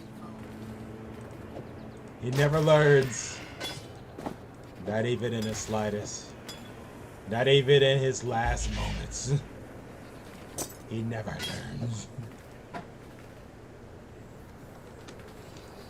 What recipe? Casting speed will work wonders with this character.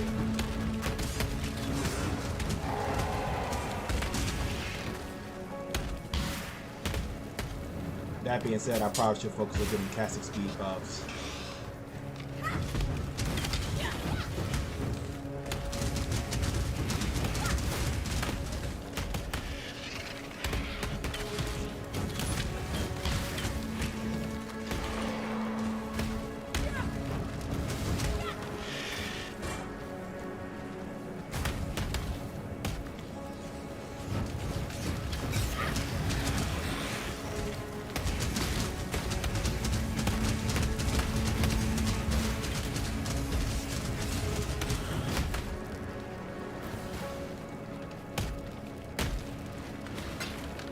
Loot.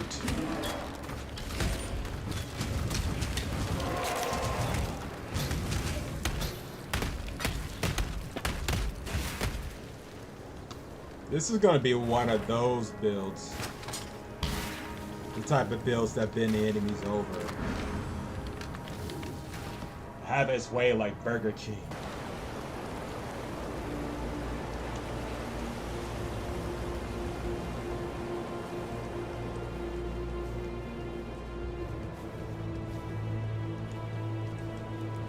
Come to us, a woman like our hopes are with you. Better be.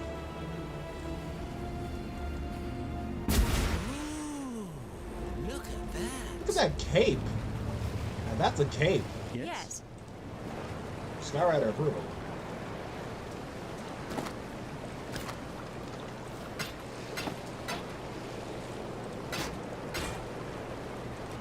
Until next time.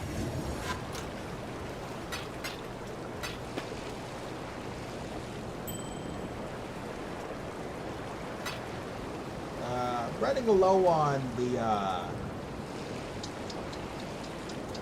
wisdom right about now.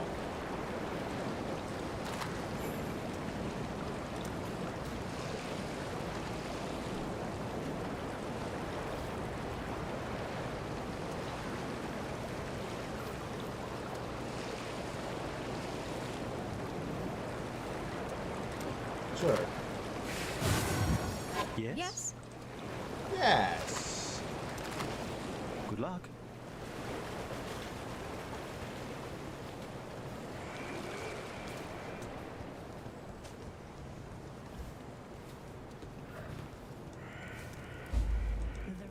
Bye-bye. The gate is Oh, why don't you look at that? Chaos, golems, lightning, residual power, void, ice shield, your mama. act with care. Seeing goes for you.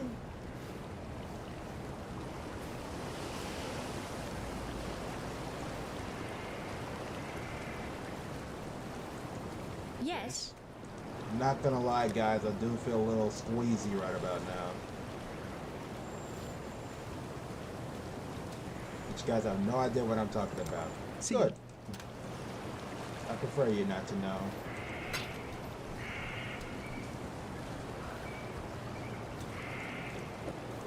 I'm saying that it's getting close to that time, but I ain't gonna worry about that. I'm worried about now. We're just having a blast with you guys.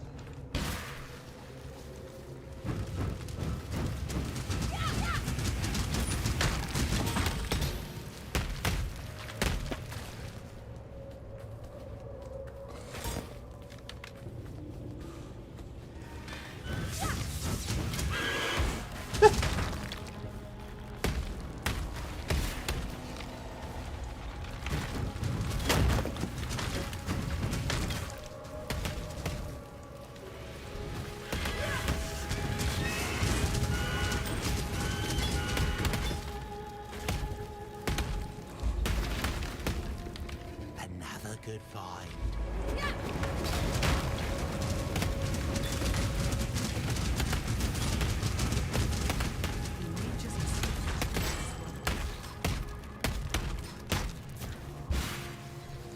Oh, what you look at that? More fun. Let's go.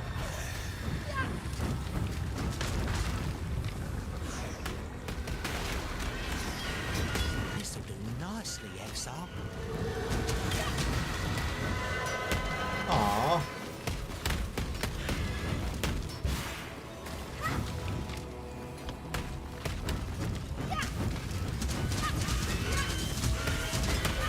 I want to bat that sometime.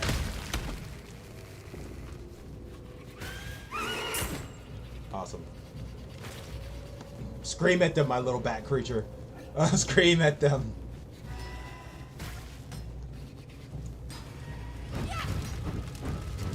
Oh, that's Fran.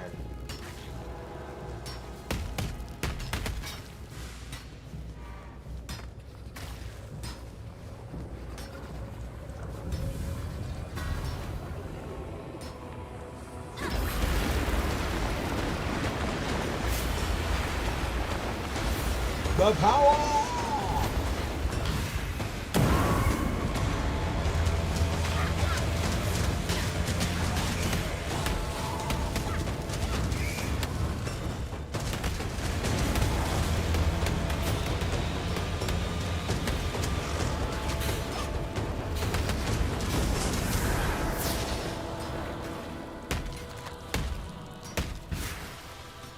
It's beautiful.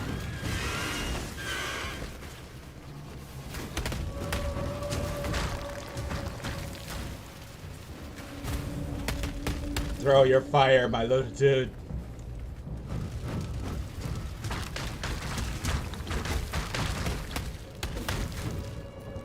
Awesome.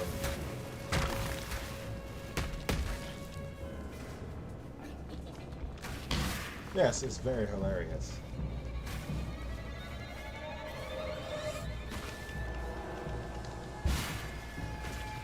Look how I'm just consuming corpses along the way. Mmm, delicious.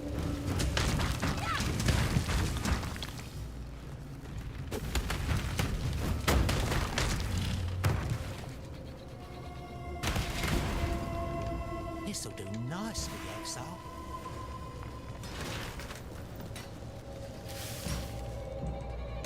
Seems like the rain's brought out a few worms. Don't think I'm an easy mark, Exile. I've spent more than enough time around exiles to know which way dagger's pointing, and I'll happily give it a shove in your direction if you try anything wormy. I'm conducting a little dig, the sort of enterprise that could make someone with your particular skill set a very handsome living. Don't worry, you'll not be moving much dirt. No. Why smash rocks when you could smash skulls, eh? Ah, this is the stuff. Good nose, Exile. You find more and I'll come right over. Don't touch it though. Stuff will send you mad without the right precautions. You think I want to be dressed like this? Tell you what, how about we take a look around my mine? Talk to me when you're ready to go. Give me a moment, man. I gotta get to a portal before I start jumping to your location.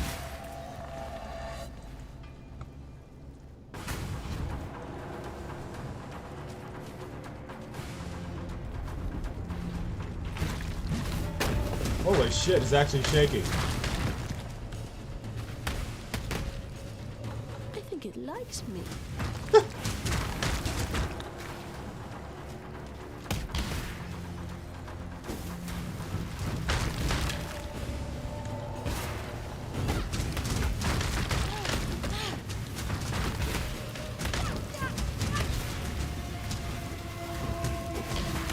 Life is too precious to waste on you.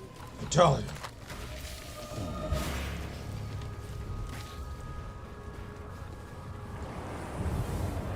Oh, you're maxed out.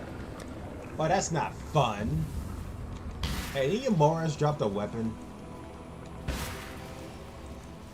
Oh, look, a 1. I guess I just store you where the sun doesn't shine.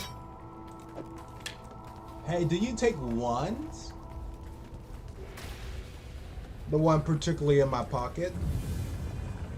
No? Okay. We're not gonna rage quit, we're just gonna go. Rage quits these pussies.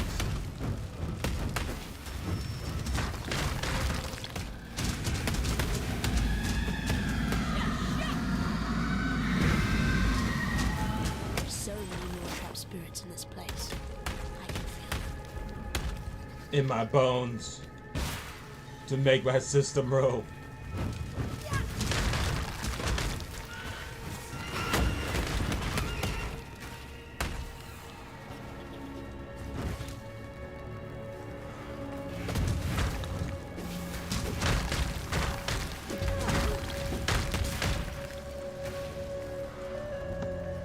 Alright, let's pour back to town.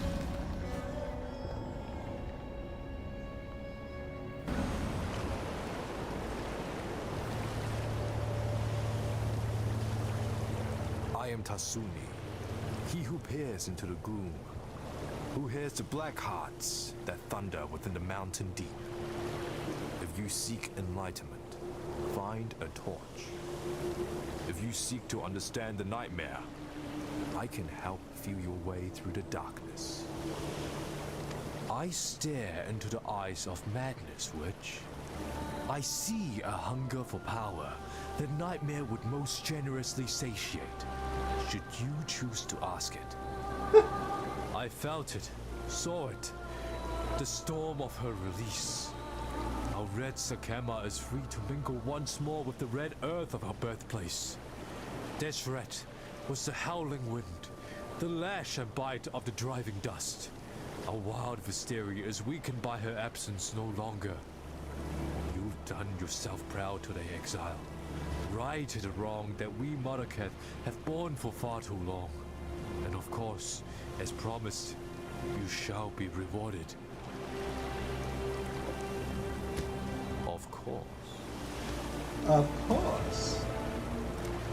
Totems. Summon faster.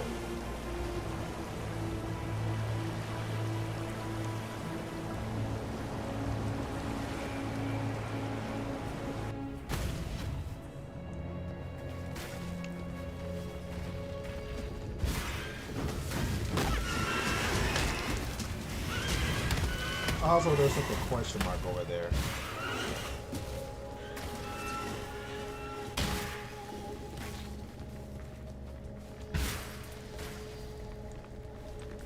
I've already done this.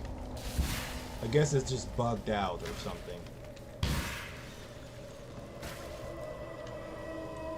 This cave isn't that long, so we have nothing to wait.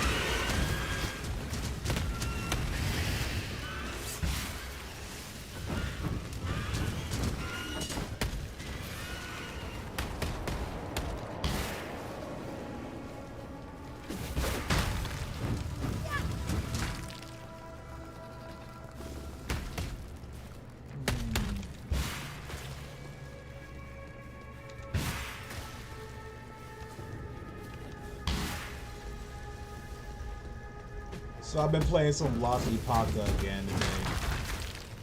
I'm waiting for them to release those classes.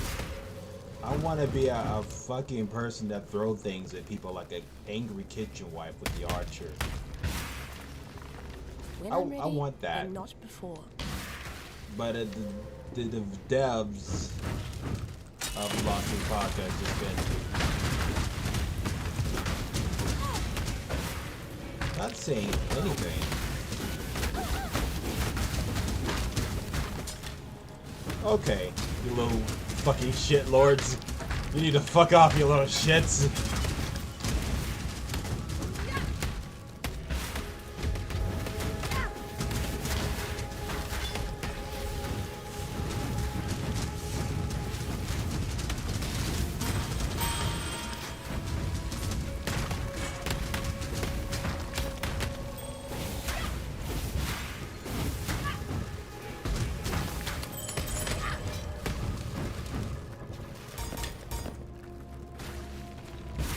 Little shits.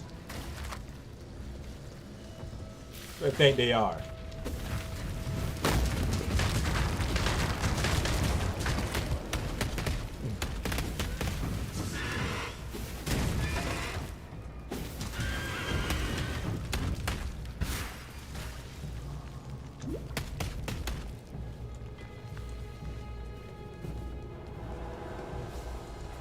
Hello.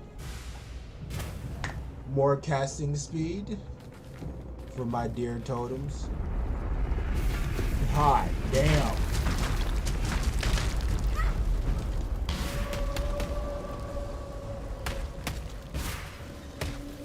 Don't be frightened, little mountain. It'll all be over soon. I think it likes me. Also should call it Little Mountain. This witch with the legendary disrespect. She even get her yandere running for her money.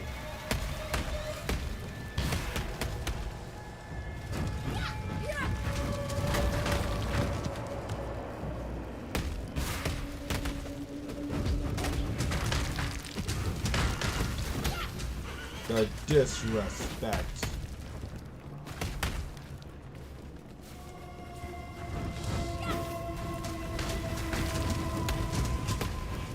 Mess him up, please. Oh, yeah. Thank you.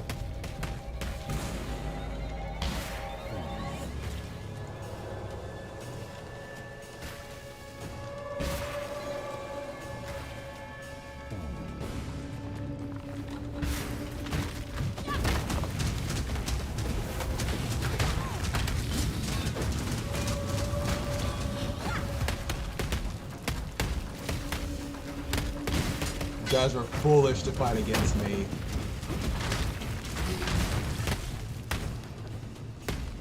Every last one of you. When Will I'm meet your ready, maker. and not before.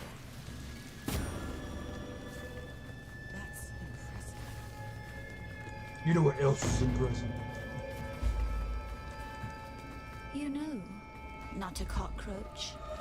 Had I accepted my place, my rapturous role, the beast would be no more, no less, no anything at all. Yep. My selfishness tickled the beast's fancy and it laughed the world I knew away. Yet I have had much time to think on my lonesome, much time to wonder.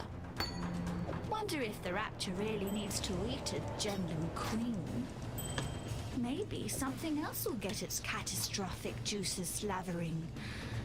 Something like eyeball soup, the eye of fury, the eye of desire. The eyes of my Pretty dick. gems for our pretty designs. But where could they be? Don't fret now. I have my suspicions. Calm, the sovereign of slaughter. He remains and suffers his delusions right here in the halls of nightmare. Fury is all he knows, so fury Calm will have. Duresso, king of swords, damned by desire. Aren't we all? Aren't we all? He's down here too, and Desire's curse remains his to bear. Go on, not a cockroach. Bring me the crown jewels so that we might wake the Rapture and finally put an end to this pestering beast. Don't die, please. Yep.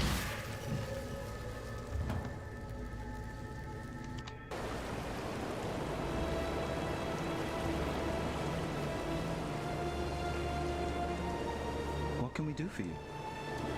You could sell these items to people that want them. Good luck.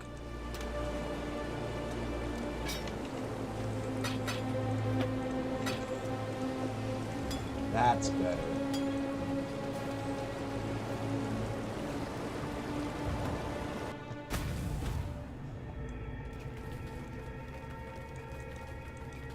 Let's see if we can wrap this up before 10, eh? Go! I am the Rezo. It was here in the roots of the Oculus that I made my name. I got a dog! Dogs and wild boars before I could even be considered a man. In this, so glorious arenas, I care nothing for your past, only for your future. And for that, you will have to fight. Mentality.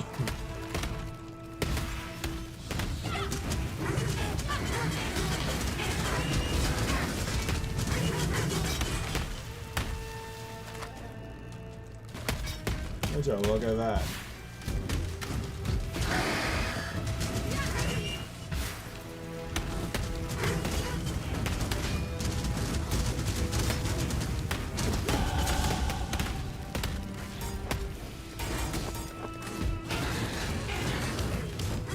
You guys mind? I'm busy.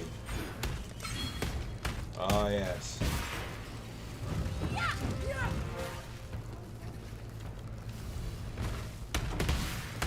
Oh, there's just a wall right there. That was you barking.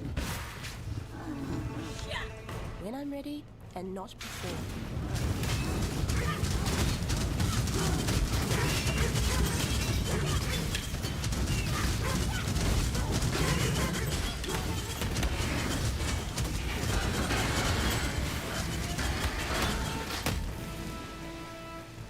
Well, they surrounded me. They try to be threatening. And they met their makers, as has been foretold.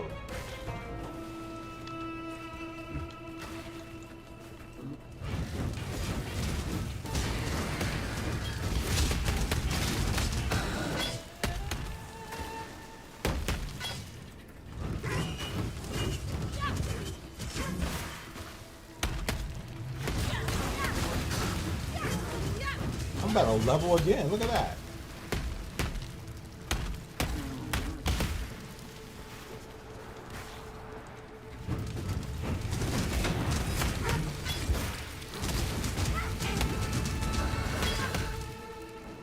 I didn't expect that, I'm not gonna lie.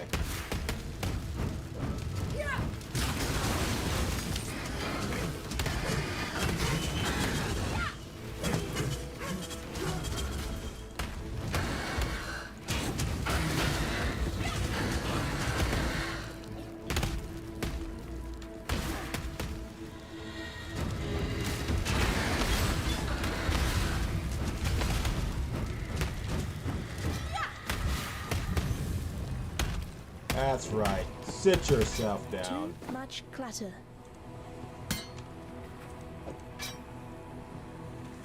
Let's see here. Can I? Yes. Yes. Yes. Yeah.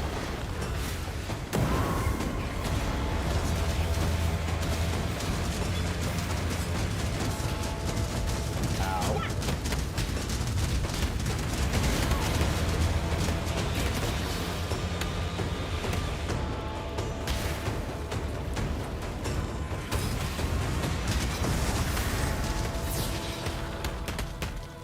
Fatality.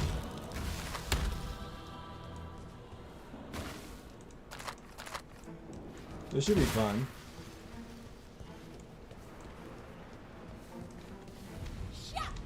People of the gutters, steel your bellies, for the slaughter is at hand.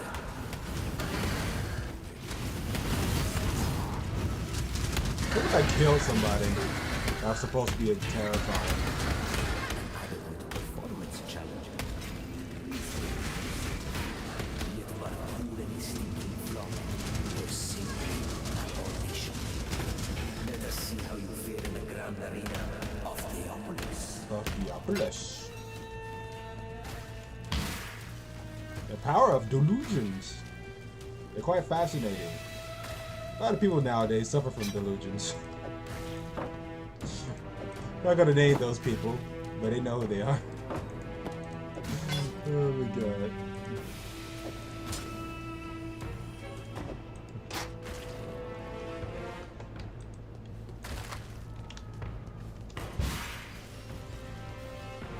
When I'm ready and not before.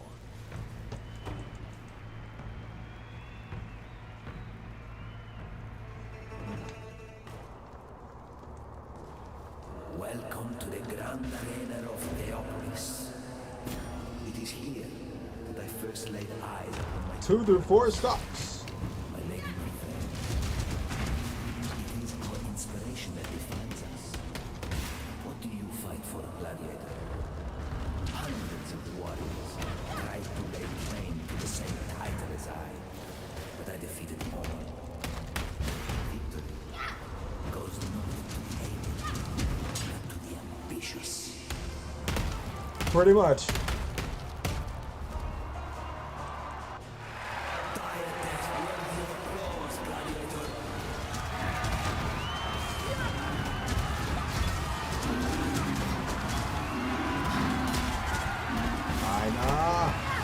Why?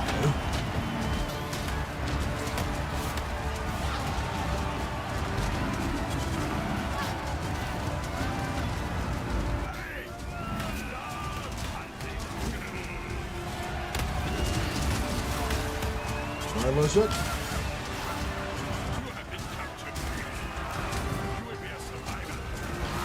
Come on!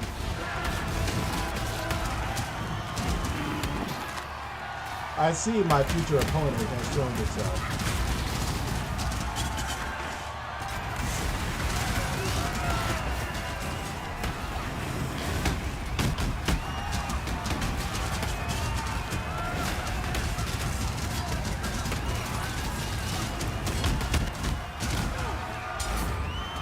Whew. Annoying.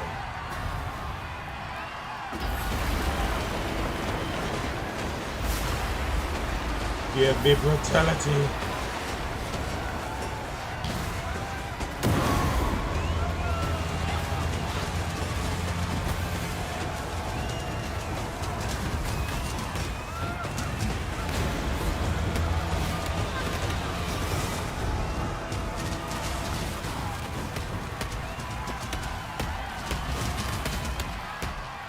You guys wasn't using that face right. Good. Carry on then.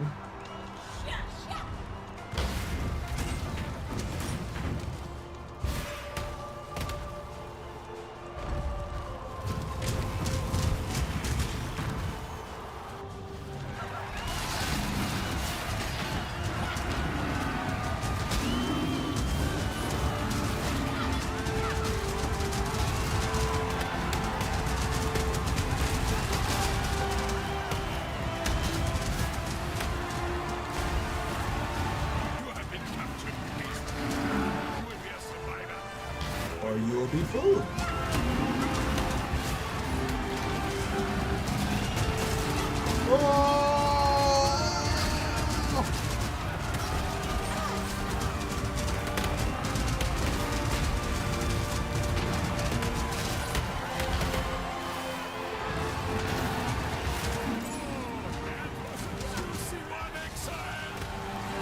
First one was juicy.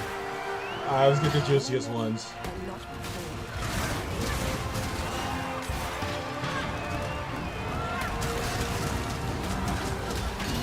Oh, I'm not gonna lie. Mesh fun these things is so fun.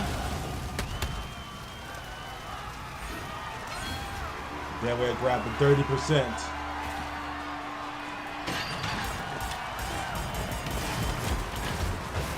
Easy dogs.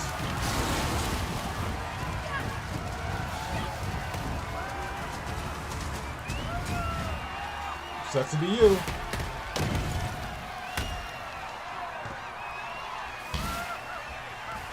Got 2 more left, eh?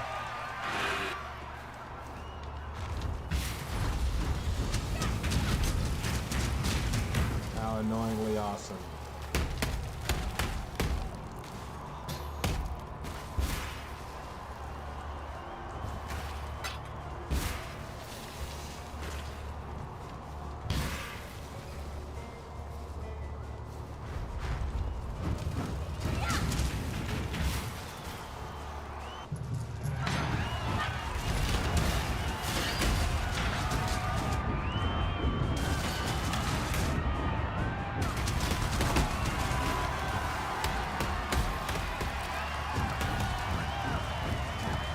Why am I bleeding?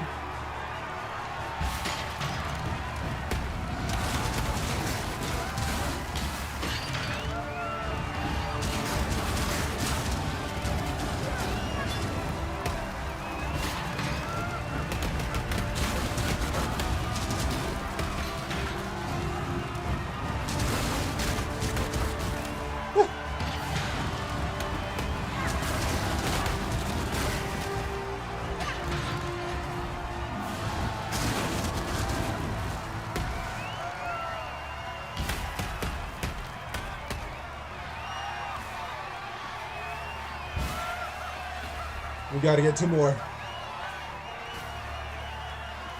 As much as I like for Anna to help me fight this boss, I'm pretty sure I can take care of myself.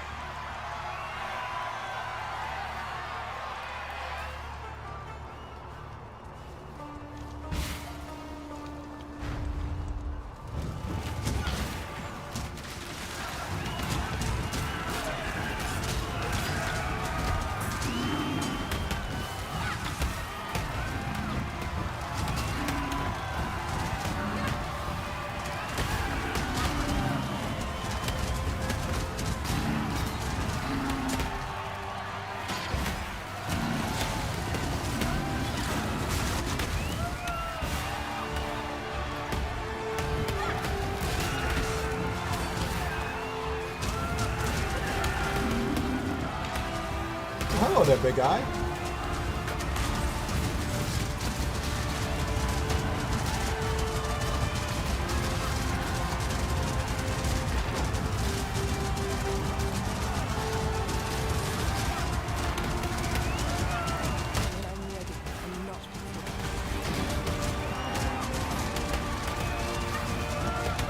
Finish him. This one is captured. Lioneye will take it. Fatality.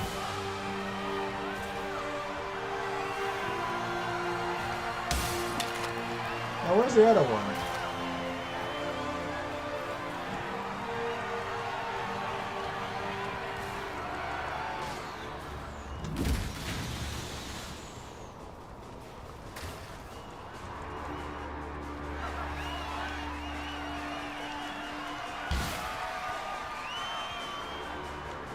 Ah, it's in here. Worthy of song. The way you fight reminds me of how it feels to be possessed with the idea of victory. Is your passion enough to claim a crown? Let's see.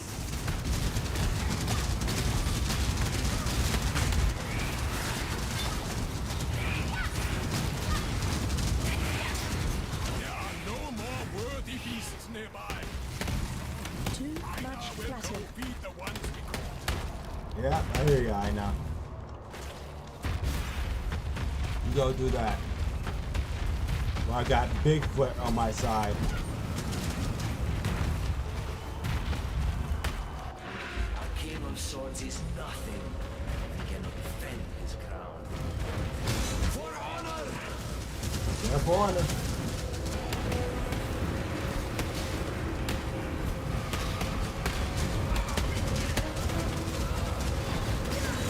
Oh!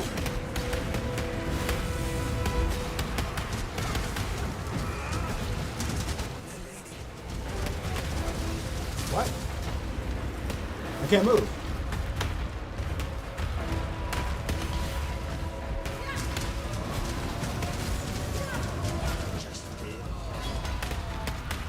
Sorry to have to break this to you, but she's not real. If you have no idea what she's talking about, good. Gives you more interest to play video game.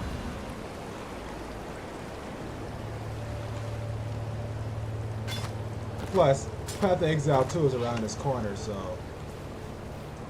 you might as well get your characters ready, eh?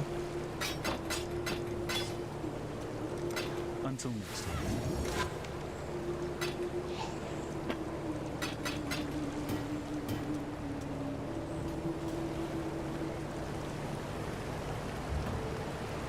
Whew. Come on, big boy. On to the next objective. We still got a couple of minutes left. Dear God. So this is what the inside of a Karui king's head looks like. I hope they're not all like this. Literally looks like hell. I never been to hell. By picture, it looks just like this.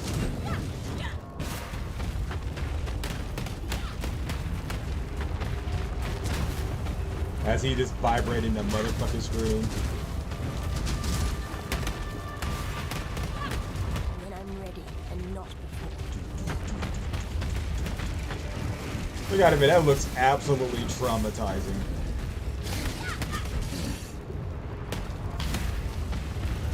Just having this giant fucking stone guy waddling towards you. For each step shakes the damn earth.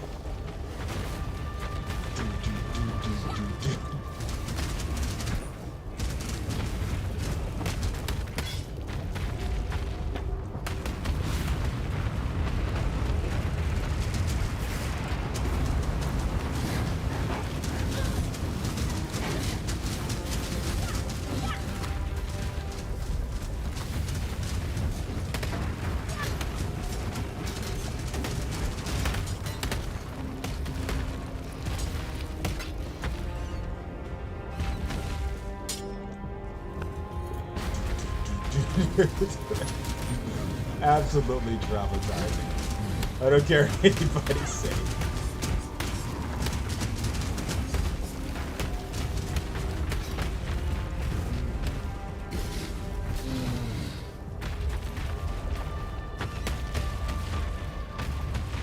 I'm not just picturing this giant stone guy just waddling towards someone and saying, I'm gonna shove my entire spirit bar up your ass. But I need to retract it from your mouth. Oh my god.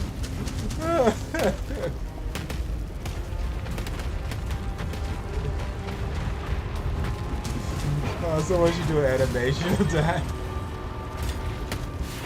I would do it, but you know, I don't got time for that.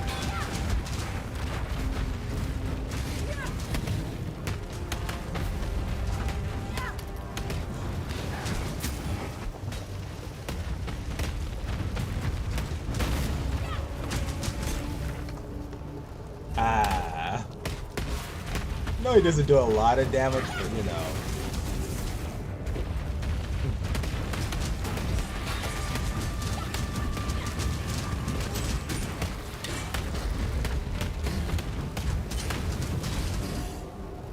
Irony.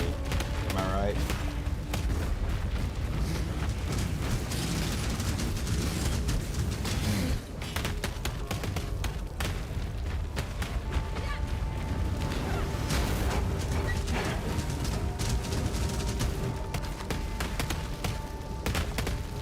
Fire doggy. Go get him, my two-head Cerberus.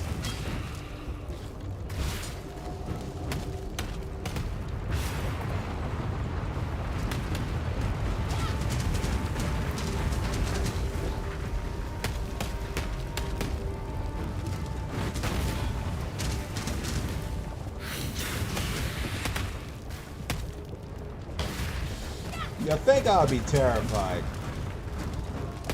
You think?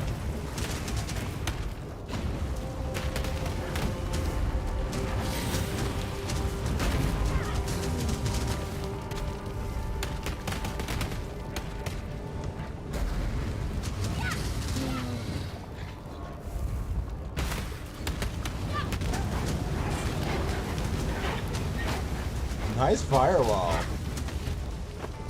There's just one little small problem. There's one me and a lot of you, so.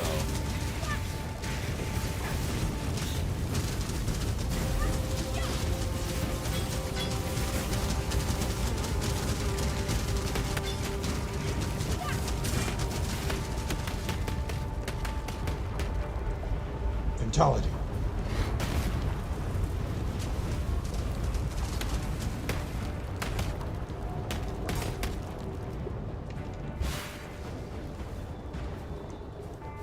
Is there a way to like get the totem be summoned even faster?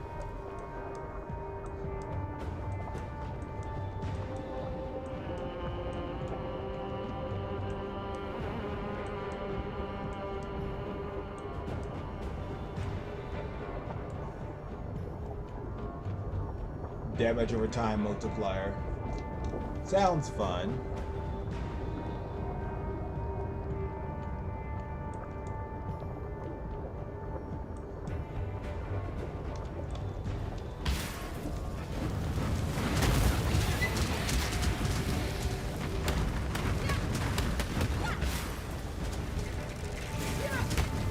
Oh, this even seems more funner.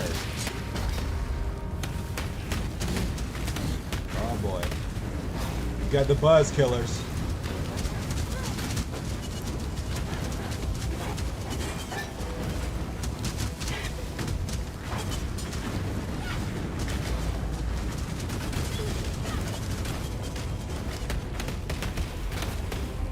And now we don't.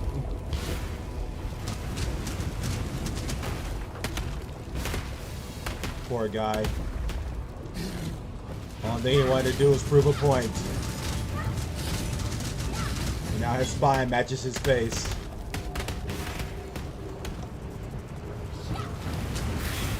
I would say, as has been foretold, but you know, the prophecy was afterwards. When I'm ready, and not before.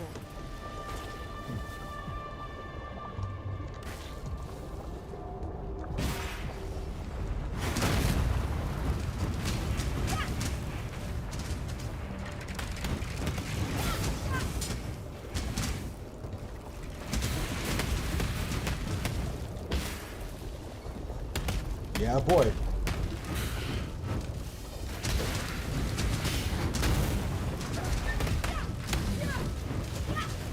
Yeah, mess these guys up. Show them what happens when you mess with the Easter Witch.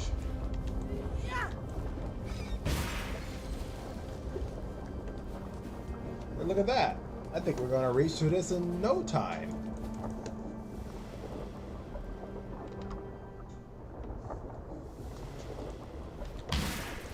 Easy peasy, lemons tasty.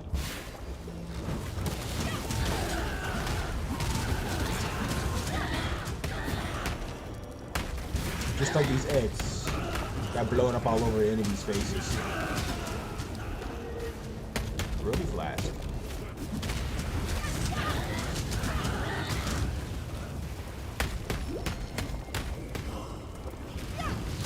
I beg your pardon? Did you just breathe in my ear?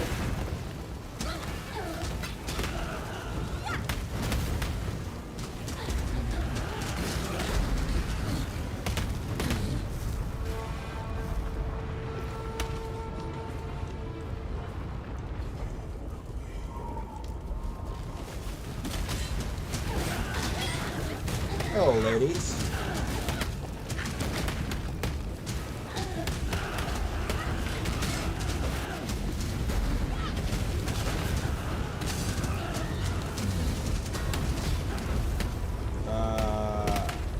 Intelligence under or shock on you, unaffected by shock world channeling.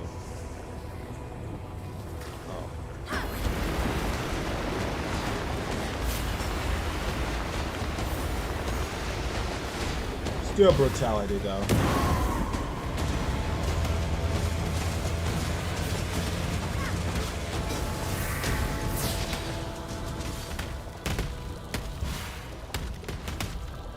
Motherfucking easy.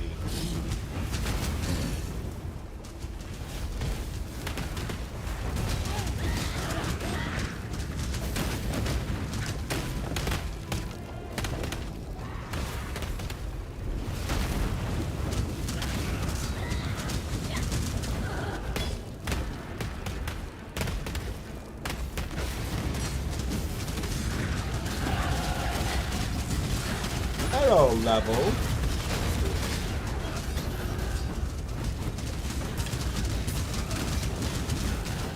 Dear God.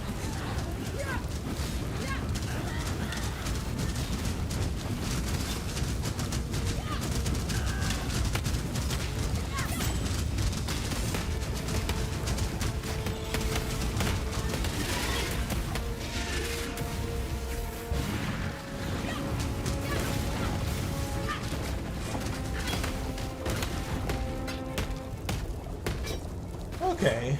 Too much clutter. We got the level. Now we'll get the 30%.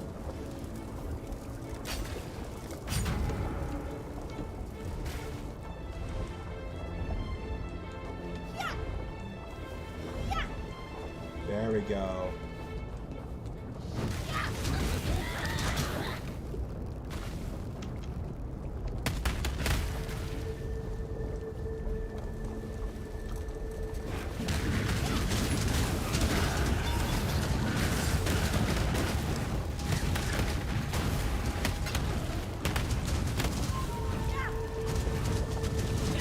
Get him!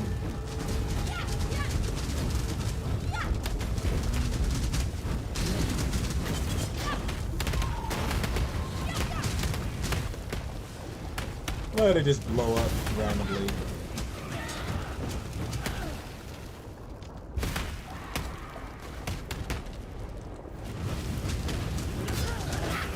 Power! When I'm ready and not Damn it. I'm not gonna make it there in time? I really don't have to go to bed at 10, but you know, my body's not gonna be all cooperative if I decide to stay up any higher than that bitch. They'd be like, oh, you think you're the top dog, don't you? Well, I'm here to remind you that you're not. And then I just instantly fall asleep on live stream, and you guys are like, what the fuck?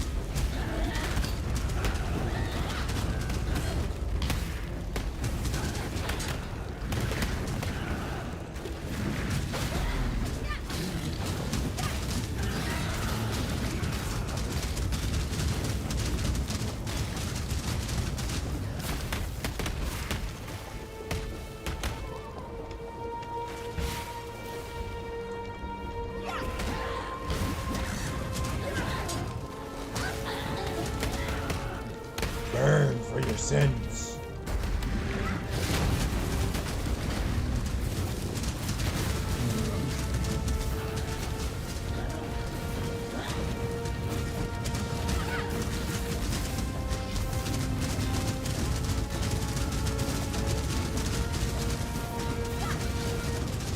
He has fire resistance. Too bad my little dudes didn't care.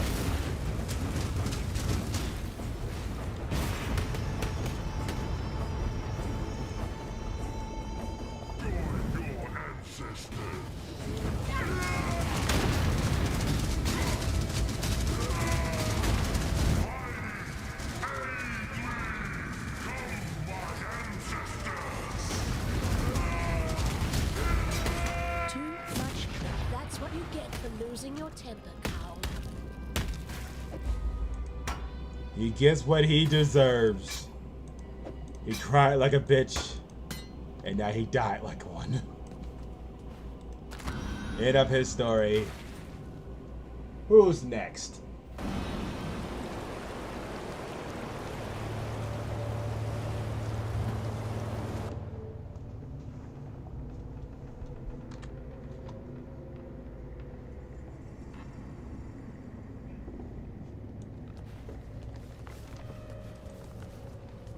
Fury and desire together again. Lovely and lovely. Facets so shiny, replete with the vim of murdered souls. My Malachi did the crafting. Beautiful work. General Adis did the murdering. Equally beautiful work. Pretty much. In its own juicy way. Yep. Num Num's time, my little rapture. Uh-huh. Have you ever been to the end of the world before, my king? Asked the blackest monkey. No, I have not, realized the Monkey King. There is my reason to go where you go, be where you be, my king, concluded the blackest monkey in a voice as warm and welcoming as death. Do you know who wrote that? Not a cockroach? Victorio Navalius, the people's poet of San. He was my friend, and I betrayed him. Took his love and burned it before his eyes. Now I am betrayed. My heart burned black by the one man I loved. Malachi. He's found a new heart, you see. A beast's heart to cuddle up to keep him warm and safe at the end of the world. Today, I remind Malachi of his betrayal. Today, it is his turn to burn. Burn his asshole.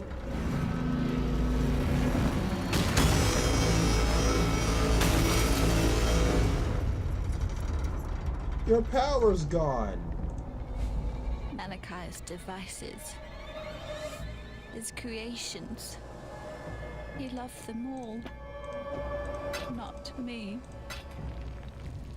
He betrayed me then. Said he loved me. Then said he wanted me to die. He betrays me now. Lets me suffer. Lets me wither. Am I the one and only mistake that you ever made, Malachi? Yes, that's me. Diala, the Gemling Queen. Malachi's misdemeanor. Make him regret his mistake. Not a cockroach. Tear open the beast's black heart. Rip Malachi from his filthy little nightmare. Cut him. Crush him. Burn him from existence. He deserves no better. And I deserve no worse. No love for me. No love. No love. No love.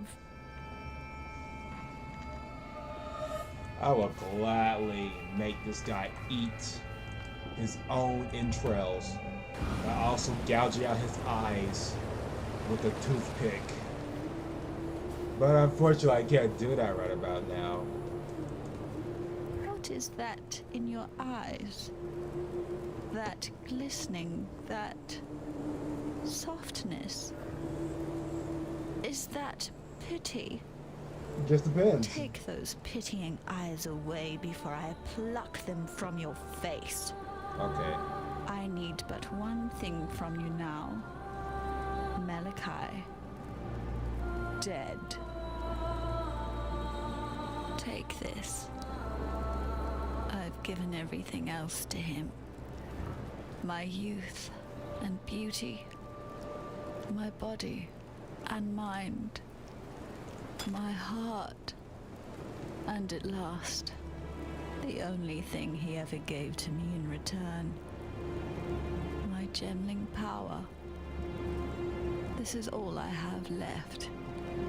I entrust it to you, not a cockroach. Yep.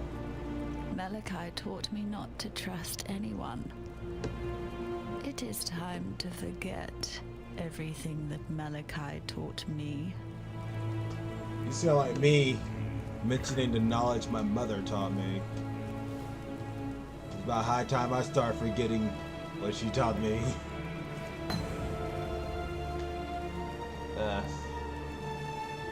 Did me no good in the long run. No love for Diala.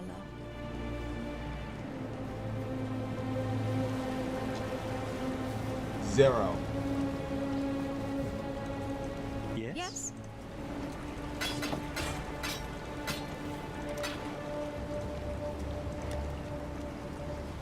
Ah, this. But unfortunately, I need to form for some good old stuff. I do that AFK mode. Because right now I can't really put it on at all. Which is very annoying for me.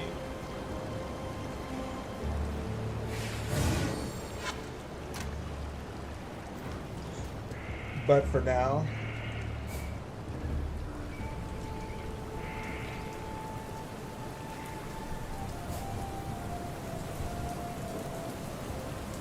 it's high time I end the live stream.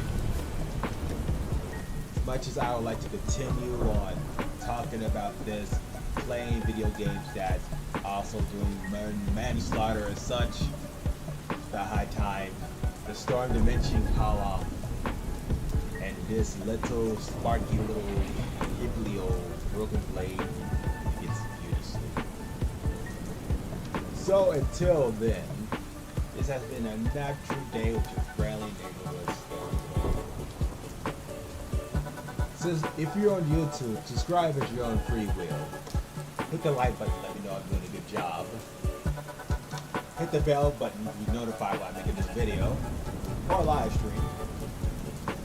Say a comment to let me know what's on your mind. If you guys enjoyed the death battle or the gameplay. And leave it out because I like apples. If you're on Twitch, feel free to follow me. Or if you're done with Twitch and you want to jump on YouTube to see not only my live stream, but even my gameplays. Do what I said before.